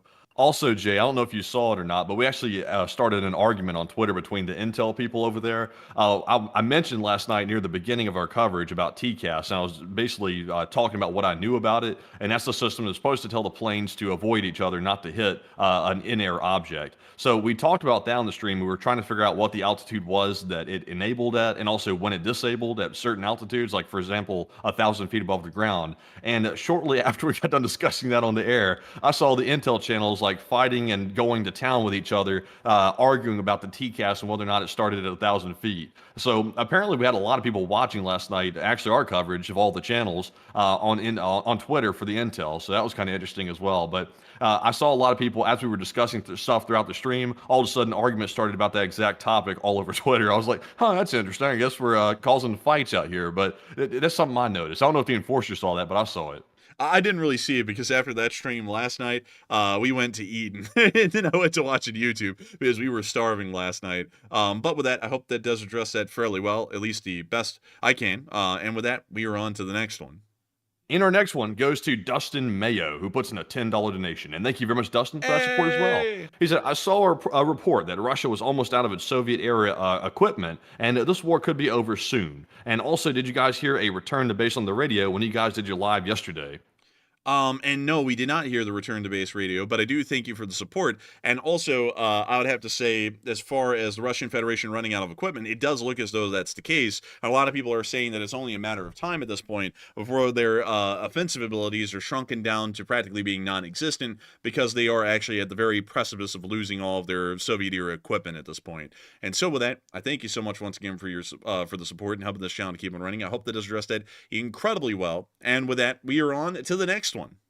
And the next one goes to Nissa, who puts in a $10 donation. And thank you very much, Nissa, for that $10 support. They said, got here a bit late tonight, but I have a pizza. And I thought I'd toss some into the pizza fund myself for you two as well. And love the streams, and please keep it up. Hey, and thank you so much for the support, and thank you for throwing some support into the pizza fund. We actually had burgers tonight. They were pretty good. They were from Whataburger.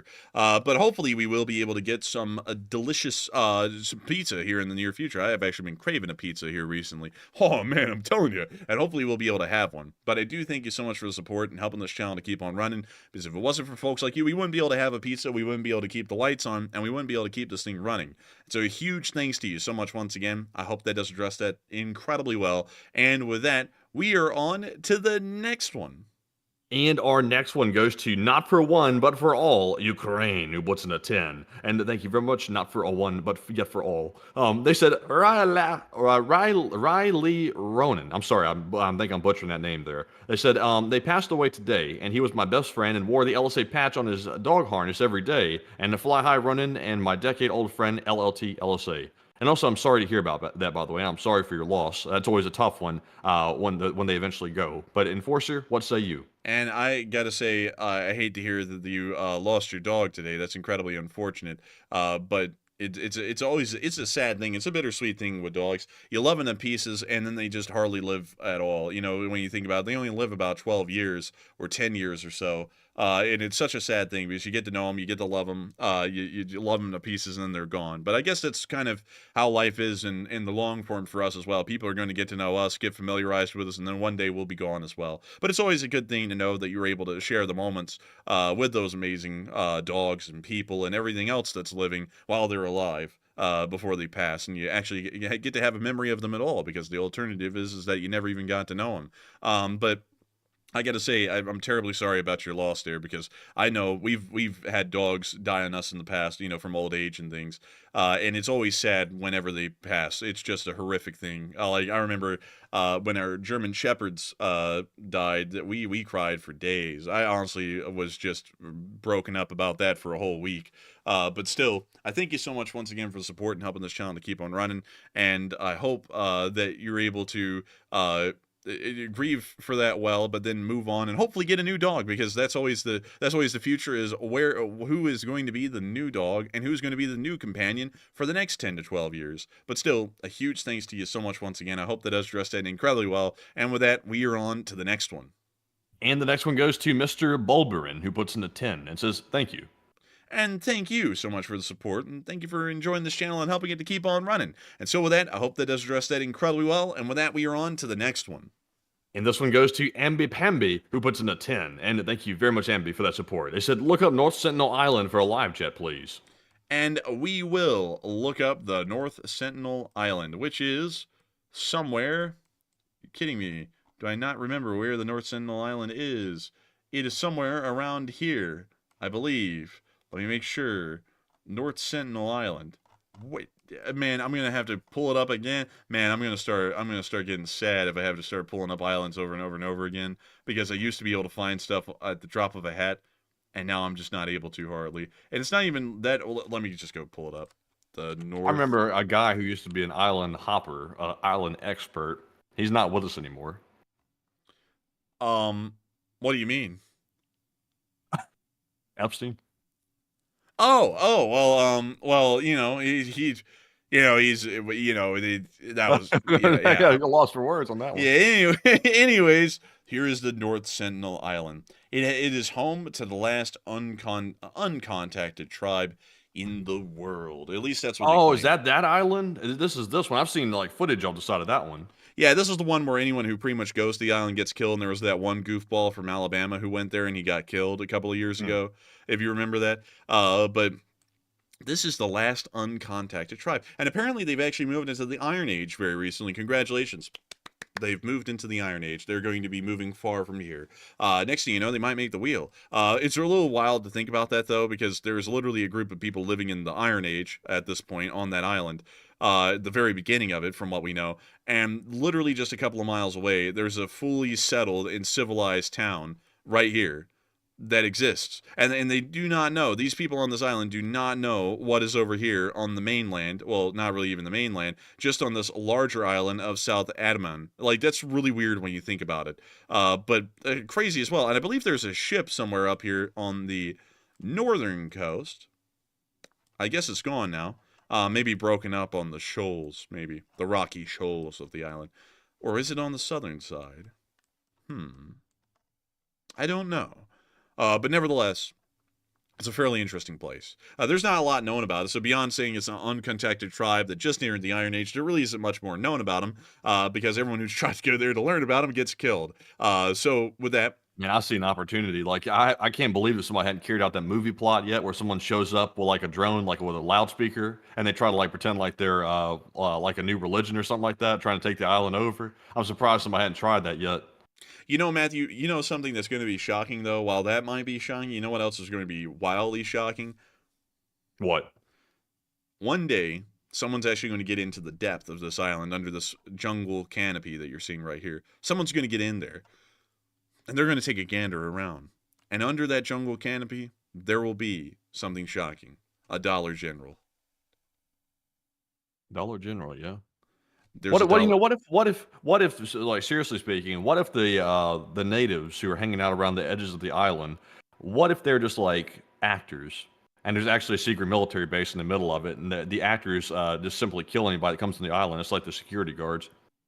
I mean, maybe that's actually an interesting thought right there. Nah, that's not happening. that ain't. Why was the guy from Alabama trying to go there, by the way? He was trying to go there to convert the natives into Christians. Yeah, that probably was. Did he go alone? Yeah, he went alone. He bribed some fishermen from this local town here to take him out there and drop him off in a boat so that way he could go up on land. And the first day, he actually made it on land, and they kind of like nervously dealt with him a little bit, and then he got back on his boat and swam back out a little bit, and then he said, I think it's going to happen. It's really going to happen. And then he went back towards the island, and then he got pelted with arrows and died. So, you know, like, it's like, well, I guess that didn't really work. So, you know, like, note to self, maybe don't do that. Like just No. saying that, maybe not a great idea. It's like, dude, you're not St. Patrick. Stop. it's like And that's also, they not couldn't even happening. speak English, could they? Like, did you say you brought a translator with them? Well, dude, no one even knows their language. I mean, no one's even been around these people to know if they have a similar language to anyone else. The chances And what are the they hell was he doing? you know, it was Stupid. That was dumb. It's like they came to speak your language, you can't speak theirs. It's like you're literally just going there to go, you know, make sign language and literally have them misinterpret your sign language, and they, you know, get you for it. Man, like, honestly, like, that was goofy. But that comes, like, I'll be honest, this comes from a whole thing of, like, ignorance. His parents talked about it a pretty good deal. He was like, I gotta go convert these people. Like, he said that for years, and they were like, don't do that, that's kind of dumb.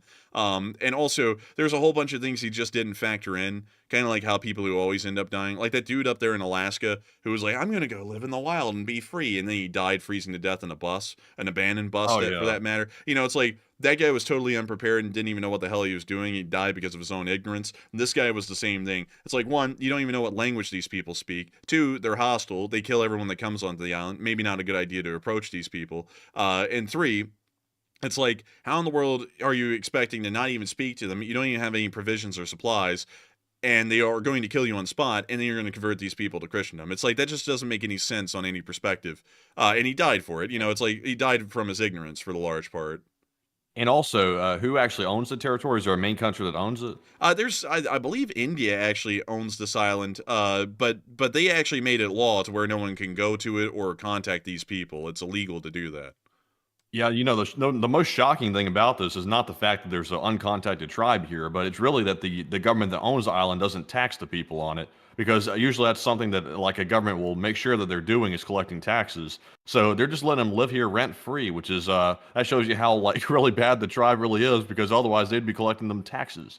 Yeah, it's an interesting thing. I think India is one of the only countries that has an uncontacted tribe that they just leave alone. And then another country that kind of has that, but not really that much so, is Brazil in the Amazon, because there are quote unquote uncontacted tribes out there. But the reality is that they have actually been contacted, because every once in a while people go out there and they're like, hey, what are you doing? And these, they live as they always have. But nevertheless, they do know that there is an outside world out there somewhere. And it's just that they're not a part of it. So, basically the Amish. Like, that's the best way I can explain northern Brazil. It's just practically their version of the Amish. I'm just kidding, by the way. The Amish know of the outside world and a lot about it. But these folks are, I would say, the closest thing to being contacted that there is for uncontacted tribes. But the North Sentinel Islands are truly uncontacted, because they usually kill everyone who comes to their island. And I believe there's only one person who has survived the tale of going to the North Sentinel Island. And then there's also those people who ran aground on the island on their ship that made it out alive. But, they didn't really deal with that tribe, and they weren't really there to deal with them. They just ended up washing ashore because their vessel went adrift. But anyways, I hope that does address that well, at least the best we can. And with that, it is time for us to move on to the next one. But thank you so much once again for support. I hope that does address your super chat incredibly well. And also, did they want a live chat, Matthew? Let's see here. Let me double check. No, they said that was the live chat. Oh, okay. And so with that, thank you so much once again. And we are on to the next one. All right. And also someone said the tax collector doesn't want to go there. It was Huggy Redneck that said that. Well, the tax collector goes to Alabama. So, I mean, they just don't have the right tax collector. But anyways. Wait, hang on. Someone's about to write in again like they did earlier. That accent is a disrespect to Alabamians, as we are Alabamians. It's like, that's kind of stupid. It's like what? Who are you being offended on? The behalf of us, actual native Alabamians born and raised on the soil of this here state? It's like, look, I make fun of on our behalf. Yeah, it's like you're offended on my behalf. Thank you. It's like that's really a great honor and a privilege to know that you're like angered on our behalf. That's so stupid, man. That's like literally saying you're Alabamians here making fun of accents of fellow Alabamians. Someone comes in, you are disgracing Alabamians and you're a bastard. It's like we are Alabamians. It's like we were making fun of it because we're from here. It's like that's a little stupid. But anyways, with that, it is time for us to get on to the next one. All right, so our next one goes to Butchie777, who's, of course, a longtime channel legend who puts in a $20 donation. And thank you very much, Butchie, for that support. They said, for the Exotic Banana Fund, and you guys are doing fantastic work, and thank you for the unbrainwashing from mainstream news. And I was wrong on so many issues, and please take a screenshot live chat. Oh, French champagne. Oh, the French. They've always been known for their excellence. And that is why I picked Parmesan.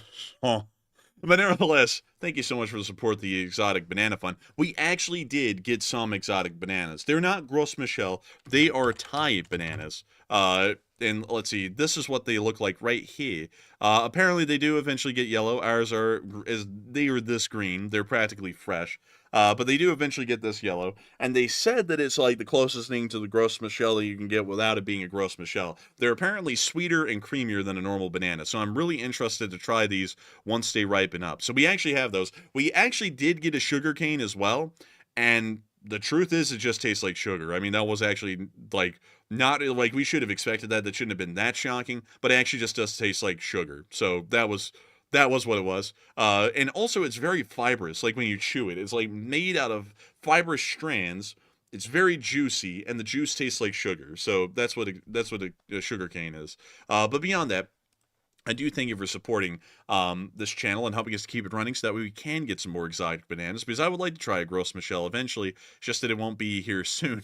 And also, no problem at all for unbrainwashing folks from the mainstream media and the news, because I wish that we were able to say that we could do that for more people, unpoliticizing them and getting them grounded back in reality, because the country is in tough shape these days with that kind of a deal. You can just tell it when anything happens in America, like last night. 70 or so people end up getting killed in a mid-air collision, and the first thing people want to do is start just in the grossest of ways politicizing everything about it. And it was just nasty to me. I thought that was just despicable that people do that kind of a deal. But I'm glad to know that we are slowly, little by little, kind of chipping away at that and bringing things back to what they used to be. And so with that, thank you so much once again for support. I hope that does address that well. And with that, we are on to the next one. All right, and our next one goes to Adam McLean, who's also longtime channel legend and puts in a 20 as well. And thank you very much, Adam, for the support. He said, check out the Azores. And do you guys happen to know anything about them? I've been fascinated with them for a long time. I actually don't know a lot about the Azores. I do know that they're a small group of islands, really the first thing that was colonized by, I believe, the Portuguese in their race around Africa to make it to India after the Ottomans took control of Constantinople. But it is really pretty out in the Azores. I mean, it's wildly pretty. But I don't really know a lot about them beyond the fact that they were colonized by the Portuguese sometime during the latter part of the 15th century. So unfortunately, I couldn't tell you much, but I do want to go out there one day and see this place. And I also want to see the Balearic Islands, which is kind of, from what I've heard, it's like the Azores, but it's not really. Let me see. The Balearic Islands. There we go. And there are these right here, but I just wanted to get the pictures of them. The Balearic Islands are also beautiful, like incredibly gorgeous. And I kind of want to see all of the islands around the Iberian Peninsula at some point in the future. It's just that it probably won't be for a decade or two because we'll be busy running this channel the whole time. But still, thank you so much once again for support. Sadly, I don't know a lot, Adam McLean, about the Azores, but maybe one day I will. And so with that, thank you once again. And we are on to the next one. And our next one here goes to Ed. And Ed just said his rent was $300 between himself and his roommate when he turned 18 years old. That was the good old days, Ed. That was the good old days. We're here in 2025 now, where everything's very steep. And if you want to have yourself and a roommate, they're going to have to make some bank to live in that rent. But Ed said in his live chat, by the way, he put in a 10 and said, Irish Ed here, and I have a very small beer belly. I'm proud of it. And in other countries, a small beer belly is a sign of prosperity. I'm married to a Filipino, and she told me that it's desirable. And I thank you for the support. That's actually how it was back in the day in America. Being on the plumper side showed that you had good money. And, you know, you were well off. That's generally what it showed. Really, throughout most of history, a lot of people would always look at obesity, not like a small beer belly, but obesity, true obesity, as a sign of great wealth. Because only the rich could afford that much food to get that fat. You know, that's generally how it worked. But, you know, that's something that's wild. Recently, that actually changed just over the past century in the United States, really at the beginning of the last century, because by that point, by about the 1910s and 20s, people were getting to the point where they could afford enough food to where really anyone could bulk up like that, you know, and kind of be like what I look like, you know, slightly on the obese side. Weirdly enough, I always thought I was just overweight. Interestingly enough, technically I'm obese. But beyond that, you could easily get to that. So then in the United States, it shifted because that was easily attainable now to being fit, because now that was harder to be fit than it was to be, you know, overweight or obese. So that's kind of what happened as far as a shift in America. And now being overweight is looked at as undesirable because it's a lot easier to do that than to be fit. And it was the complete opposite back then. Kind of like how nowadays wealthier people like to get whole grain bread, but back in the day, really up until about the last century, again, whole grain bread was considered bread for the poor, and the pure white bread, like Wonder Bread, was considered bread for the wealthy because it was much more difficult to process flour to the point that it was practically stark white like that. So with that, I hope that does address that well, and I thank you once again for support and helping this channel to keep on running, because if it was not for folks like you, we wouldn't be able to share interesting historical facts like that right now. And so with that, thank you once again, and we are on to the next one. And the next one goes to M. Devilden, who puts in a 10 and says, check out Point Roberts, Washington. Point Roberts, Washington? Of course we'll take a look. Point Roberts, Washington. Point Roberts, Washington. Let's take a look at it. UPS access point. That's not what we need. That's not what we need. We need this. Where is this? Oh, look. It's that little part of Washington that's below the 49th parallel, and so it becomes a part of the U.S., although it only has a road connection to Canada. And look at that. They have a border crossing right there, and it's busy as hell.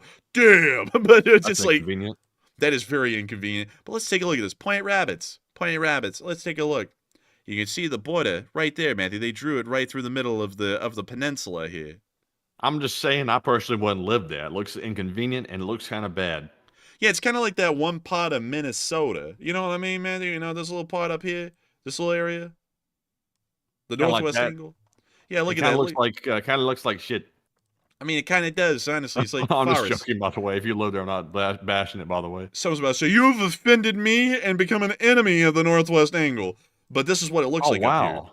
Look at that. It's like out of a movie set or something. Yeah, it's literally like the frontier out here still. Yeah, that's crazy. It's wild. The only way to get to the United States from there is by the lake or through the road access through Canada and then into the rest of Minnesota. So a lot of people naturally choose not to live here. But anyways, it's weird how that kind of stuff works. Those anomalies like that.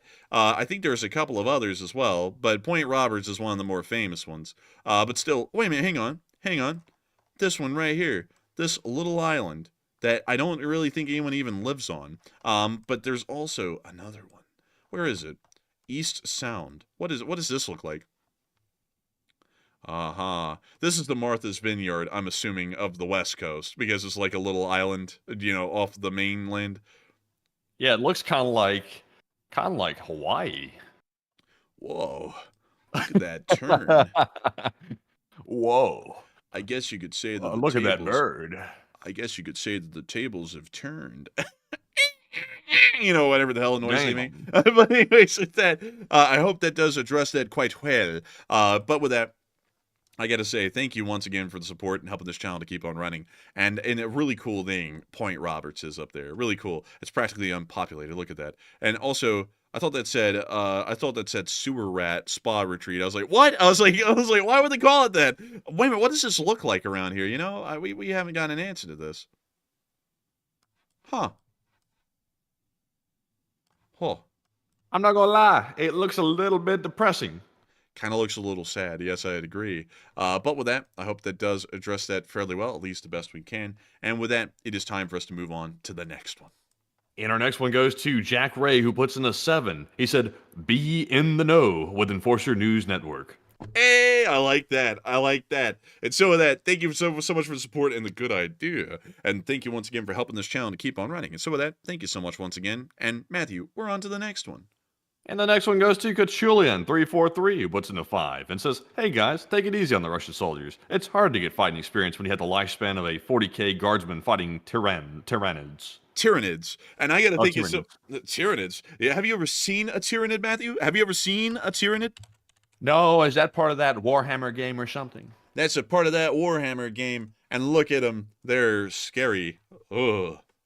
What the hell? I've never even really looked into this thing. I don't even know what it is. I obviously know about it, but I don't even know really what any of this is. They're bugs from somewhere else that have come to kill everything in the galaxy, at least in this a little fictitious world. So, what the job is of the humans in the game, which are a part of the Imperium of Man, is to stop these things from eating everyone, because that's what they do. They eat anything that's living, and it continues to fuel them as they go through pretty much the entire universe, eating everything. So that's what those are. But that's true. They actually do have a lifespan similar to that, and there's all kinds of different factions in this Warhammer world, Matthew, but my personal favorite is the Imperium of Man. And let me go see if I can find you an Imperium Guardsman. And actually, let me take this off screen just in case if any of the search results are a little bit odd. You never know.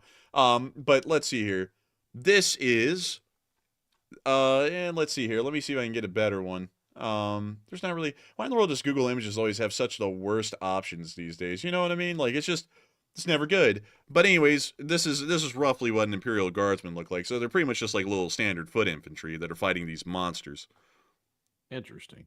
Yeah, pretty neat, pretty cool. Also, their guns look goofy. I'm not gonna lie, every gun in the Warhammer world looks goofy. They're like bricks. But anyways, with that, I hope I've introduced you to a small amount of that, because I have several friends that are into that sort of a deal. I'm kind of into it a bit, but not really a lot. But I can belt off some of the lore things here and there. But anyways, with that, I do thank you so much for the support, and I like the Warhammer 40k reference because it kind of stands up to be true. And so I guess that's why they don't have a lot of experience. And so with that, thank you so much once again. I hope that does address that well, and we are on to the next one. And the next one goes to Burnaby Alex, who puts in a 5. And thank you very much, Burnaby. He said whoa, Jack. He said that previous squad was like, "I'm on smoke, so leave me alone." Man, they really were, man. That guy was like, "What are y'all doing?" He's like, "Union break. We get 5 minutes to smoke." He's like, in there. He's like, "No, no." Bro was over there shivering. He went on a smoke break. He was over there shaking and shivering. man, he was he was shivering because of that nicotine withdrawal, man. He was having to get out that cigarette. Like, he's like, oh, Man, man. that's Zen. Man, dude, watch out, man. Is Tucker Carlson in the area? Uh-oh, here comes the Zin. But anyways, with that, I do thank you so much for the support and helping this channel to keep on running, because if it wasn't for folks like you, we wouldn't be able to keep this thing running, and we wouldn't be able to talk about that guy taking the Zin break. And so with that, thank you so much once again. I hope that does address that well. And with that, we are on to the next one. And the next one goes to Ambi Pambi, who puts in a 5 once again. And thank you very much, Ambi, for that support. They said a portion of tonight's live stream, Massive News from Around the World broadcast, has been brought to you by Ambi Pambi on behalf of the LSA. Hey, I like that. And of course, what say you? And that's actually true. That's actually true indeed. And I got to thank you so much for the support, Ambi Pambi, because a part of it is thanks to you. And so a massive thanks to you so much once again for the support. I hope that does address it incredibly well. And with that, we are on to the next one. And this is a disclaimer for YouTube purposes. We are not sponsored by anyone in the live chat. But anyways, moving on from that in the legal speak, this one goes to Catulian343, who puts in a 5 and says, at this rate, the Russians will have to start making these wooden tanks and helicopters. Leonardo da Vinci designed them just to have some vehicles and aircraft. Man, I'm telling you, they really will. I mean, they're going to be calling them Da Vinci before long. But I do thank you so much for the support and helping this channel to keep on running. Because once again, if it wasn't for folks like you, we would not be able to make this thing possible. So a massive thanks to you so much once again. And we are on to the next one. And our next one goes to Hoodoo, Texas, who puts in a $5 donation. And thank you very much, Hoodoo, for that support. He said the average height of Japanese males has increased 4 inches since World War II. And this might explain why Japanese baseball players are becoming more common in the MLB. And that is an interesting idea here. I gotta say, and I gotta thank you for sharing that, because I actually did not know any of that about the increasing height of the Japanese, and also the fact that they're getting into the MLB, Foida and Foida. But I do thank you so much once again for support and helping this channel to keep on running. And with that, we are on to the next one. And the next one goes to Catulian343, who puts in a 5 and says, people don't realize how bad the Great Depression was. Some families that couldn't feed their kids, and in desperation, they sold them to someone who could.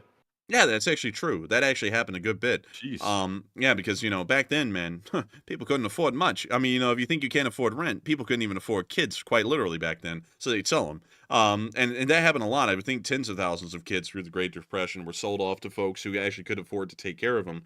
And, some that created a great deal of abuse and such things, as anyone would naturally know, because not really the best of people are going to be buying, children. But, in some instances, it turned out fairly well, too. So, so it was kind of like a case-by-case sort of a thing. But, yeah, the Great Depression was rough. I mean, real rough. But still, thank you once again for support. I hope that does address that well. And with that, we are on to the next one.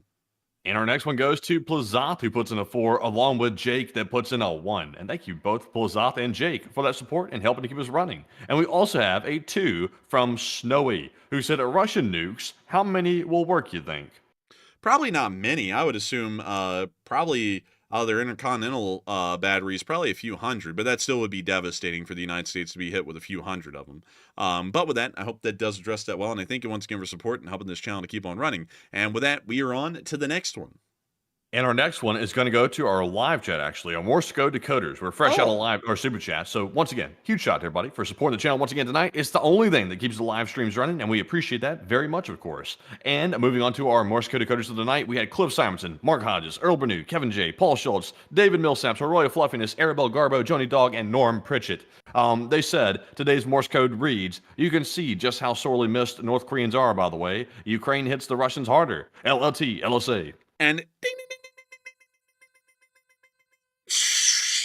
And that's the sound of money. Y'all got that down on the nail. And I got to congratulate y'all for getting that correct for the 1,072nd day of the wear. And of course, it's a very amazing thing that y'all continue to get that right time and time again. I don't know how y'all do it, but y'all do it nonetheless. And so with that, congratulations to y'all once again. And with that, we are going to be moving on into the live chats. We're going to try and answer as many of them as we can before the stream rounds out. And so with that, Matthew, how many live chats do we have, as a matter of fact? Let's see here. It looks like we have about 10 or so. Oh, all right. I think we might be able to get to all of them. And so with that, we're on to the first one. The first one goes to Snowy, who says, what do you guys eat on a daily basis? Me personally, I usually eat 2 meals a day. I've cut one of them out. I can actually get the 3 meals, by the way, just so you know, but I just do the two now because it's a little bit more convenient. And also, it's It's really all I cheaper. need. Like, Yeah, actually, it is cheaper. I'm not gonna lie. It is cheaper. Yes. Yes. But what do I eat? I would say for breakfast, usually I eat one of those Jimmy Dean breakfast things that you throw in the microwave. That's usually what I eat. And then for supper, it's either probably like a hamburger or something like that, or I'll cook something from the HelloFresh box. That's usually what I do. But Enforcer, he honestly pretty much eats the same thing, but tell him. I eat boigas. I don't really eat anything for breakfast, honestly. Like, I honestly kind of like eat one meal and some snacks over the course of the day. I guess, sometimes though I go ham on those snacks. Matthew can see it, like right before a stream. I just start cramming like anything down my throat to just be full. So I guess that's a meal, but it's really just a whole bunch of snacks. So I guess 2 meals, but generally it's almost the same thing that Matthew eats. So yeah, and also some people are like, can you afford a third meal? Yeah, we could. It's just that, we're like, to be entirely honest, we're trying to make sure to pinch them pennies, because, you never know when we may not be able to pay the bills. So, we want to make sure to have some savings, even if it means that we're having to save on the amount of food we eat. So, And also, being self-employed means you got to be your own retirement account too. So there's no company, matching 401ks out here, or anything like that. So gotta look out for that. So the third meal, that's my retirement, baby. That's my retirement. And also, there's no dental insurance or anything like that that's provided for when you're self-employed running a thing like this. So we got to make sure to try and save up for all those rainy days and Mondays that will always bring you down. So with that, I hope that does address that well, and we're on to the next one. And this one goes to Snowy. Once again, actually, I didn't mean to grab two from Snowy that time. I was going to get a different one, but Snowy gets two. They said, will Russia default the same way as Argentina did? I think maybe, but I generally think that the Russian Federation will default and the economy will free fall, and then we'll probably see that the government is overthrown. I'm not really sure if you're talking, like, there was a load of times that the government was overthrown in Argentina. I don't know which one you're talking about specifically, but I think you're talking about one of the more recent ones. I think it would be slightly different than that. And so with that, I hope that does address that well, and we are on to the next one. And our next one here goes to, let's see, Alfie, who said, didn't Russia upgrade their USSR ICBMs in the 2000s? Technically, yes. Some of them they did, others that they really didn't, because the Oreshnik is a modification of the RS-26, which has been in service since Soviet times. So with that, I hope that does address that fairly well, at least the best I would know. And with that, we are on to the next one. All right. And also, I see people talking about, also, when you're self-employed, you have to pay the other side of Social Security and Medicare. I know. Yeah. The self-employment tax. They love to get you with that. You would think that they would give self-employed people a break since they don't have an employer, paying their health insurance and stuff like that. But, they don't. They actually tax you more, which is beautiful. But anyways, jumping into our next live chat question here. This one goes to AF Kaplan, who says, Slovakia's Fico is threatening to block Ukraine's aid. And if Putler's government falls, do you think he will change his tune? I think he might change his tune, but that guy's kind of a little bit of a whack job, honestly. Like, he's weird. That's the best way I can explain it. So he might not change his tune that much. But with that, I do thank you so much once again for asking an interesting question. I hope that kind of addresses that somewhat well. And with that, we are on to the next one. And the next one here is actually a super chat. One more from Adam McLean. He puts in a 10, and thank you very much, Adam, for that support. He said, plug that Patreon in this live stream.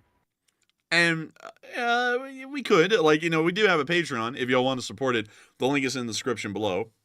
It's just that we don't really plug it that much on live streams. We only plug that on our short war videos because that's really what the Patreon was more so made for, was to support and fund the short war videos. But if you're watching the stream and you do enjoy the channel and you want to help it to keep on running, we do have the link for the Patreon down below. And so with that, thank you so much once again for support, Adam McLean. I hope that does address that incredibly well. And with that, we are on to the next one. And our next one here goes to John Person, who says, how long do you think it will take for Russia to rebuild its economy, even if Putin is overthrown? Oh man, it would take decades. Honestly, it might not regrow because the Soviet economy never regrew. Russia just remained in the shadow of what the Soviet Union once was. So there's a fairly decent chance that could end up being the same. And when Russia collapses, they never really recover from the collapse, much like they did with the Soviet Union. And so with that, I hope that does address that well. And I thank you once again for asking a great question. And Matthew, how many live chats do we have left? Because I want to make sure that we're able to get to our lucky last question of the night statement. We have about 3 left. All right, and we are on to the third to last question of the night. And this one is going to go to actually something I saw here that came in on our Twitter DMs. We just got word that the U.S. president has issued a threat to BRICS nations that if they attempt to go through with their plan to create a BRICS currency, which apparently it might be right around the corner, according to the president, then he'll apply 100% tariffs to those countries that are proposing to join that new BRICS universal currency. So that was a threat that was just issued a moment ago. So it sounds like the BRICS currency might be something that could be announced within weeks, perhaps, or very soon. So, Enforcer, what are your thoughts? The BRICS currency that one time we thought was a myth, it sounds like it could be actually in the works. So what do you think? It sounds to me like they're all gonna go broke. It sounds like that might be a reality. So I would say that's fairly interesting. It's good to see that the United States is taking firm initiatives to ensuring that the Axis powers will not be able to create a unified currency that might be able to promote economic trading amongst all of their partners. And so with that, great to hear. Honestly, I think that's actually not that bad if something goofy like that's being attempted. And with that, we are on to the next one. All right, and this one is going to go to, let's see here, Karmic Dragonfly, who said, what will actually happen to Russia's nukes if the government collapses? And nothing like this has ever happened, I believe. Well, when the Soviet Union collapses actually happened, a lot of nukes just ended up all over the place. But generally what would happen is that we would try and get in there and try and keep an eye on the nukes and make sure that nothing bad is happening with them or nefarious, where they're being just, wandered off to elsewhere, say the Middle East or something like that. But nevertheless, I hope that does address that somewhat well. And also, it looks like we have one last super chat to cover before we get to the final question of the night. So what do we got, Matthew?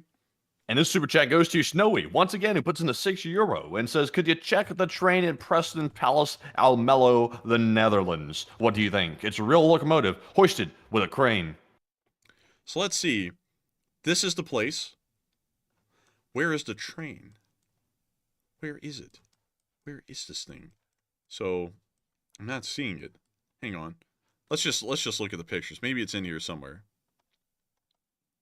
Oh, is this the America room? I like that. Oh, that's pretty cool. That's pretty neat. Where in the world's the train? I'm not seeing it. Oh, wait a minute. There it is. Ah, yeah, that is. Oh, wow. I think that's it. That looks like a Belgian or Dutch Railways train. It actually has some fairly decent similarities to British trains, but that is certainly not British. That doesn't remain within any of the classes. And it looks like it might even be a tank engine as well. I don't know what class this is, but I'm fairly certain. Let me go pull this up. Preston Palace locomotive.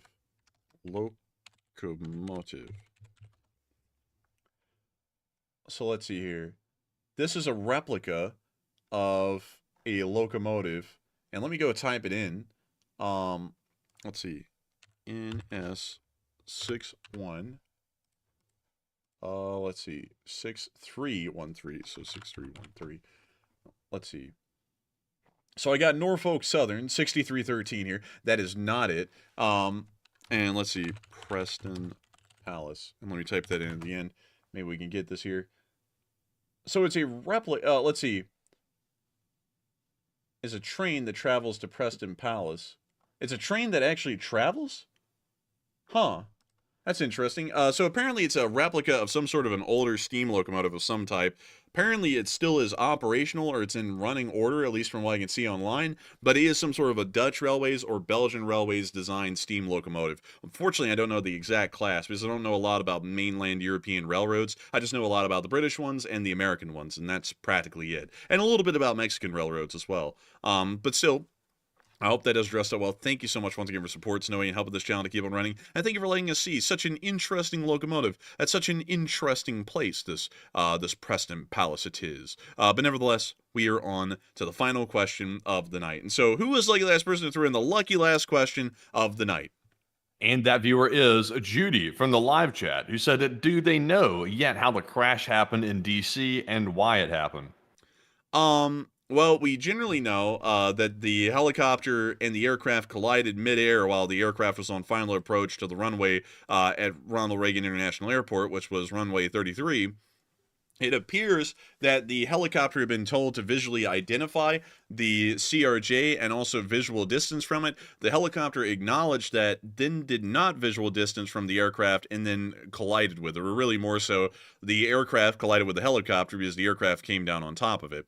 But nevertheless, that was generally what appears to be at this point the fault of the Army helicopter pilots, which appear to have failed to have properly visually identified and distanced from the CRJ while it was on its final approach to the runway. So at this point, it largely seems, with the preliminary information we have right now, which once again is preliminary, so this may change in the future, it appears to be the responsibility of the Army pilots for the fault of the crash. It appears that air traffic control was doing their job and that they had properly identified that there was an imminent collision happening or possibly going to happen, and they told the helicopter to distance from the plane well before the crash even occurred. The helicopter did not. It continued on. They once again asked the helicopter to visually identify the aircraft and then distance, and they still did not, leading to the crash. So it appears that at this point, the fault may lie with the Army helicopter. So with that, I hope that and also another thing, by the way, the FAA did say that there was apparently a staffing issue with the ATC tower, and apparently the staffing was not normal, so apparently they were understaffed. That is a chronic issue across all the United States, and generally we see the air traffic controllers are being overworked and overstressed in most of their jobs throughout the entirety of the country. So that was nothing really new here, but this incident once again brings up that there could have been a chance, it doesn't really appear that this is the case at this point, there could have been a chance that the few air traffic controllers that are at the airport are being overworked and overstressed and may have overlooked that there was an imminent collision going to happen. But it appears, from what we can tell at this point, the blame does not lie with the air traffic controllers at all in any way. It really lies with the Army pilots from what we're hearing today. And so with that, I hope that does address that well. And also, now I'm seeing a whole bunch of people bringing up all kinds of stuff. Look, folks, it sounds like, how in the world is a PSYOP? Like, it's a crash that happened and people got killed in it. What psychological operation is being conducted here? I don't even know. I don't even think there would be a good answer to that. It just doesn't make sense. But anyways, with that, I hope that does answer that question well, and we've reached the end of tonight's stream. And I gotta say, a big thanks to everyone for watching. We had 65,000 people watch before the stream ended. Quite a large number, quite a significant margin. And also, not only that, 10.6 thousand people were here at the peak. We are always honored and grateful to know that so many of y'all watched this channel and enjoyed, and consider it to be your primary source of news. Of course, we hope to see you all tomorrow at 10 p.m. Eastern Time, where we will cover the next 24 hours of news from around the world. And so with that, good night, good luck, take care, stay safe, Slava Ukraini, and long live the Lee Spring Army. The Lee Spring Army will never die. And with that, folks, thank you all for joining us again tonight for another night of War News streaming. And be sure to join us again tomorrow at 10 p.m. Eastern for another night of the stream, of course. And also midday tomorrow for the short war video if there is enough news to cover. But with that, we'll be seeing you all tomorrow, of course, like I said. And with that, Slava Ukraine, Hero Slava, get some rest, and good night.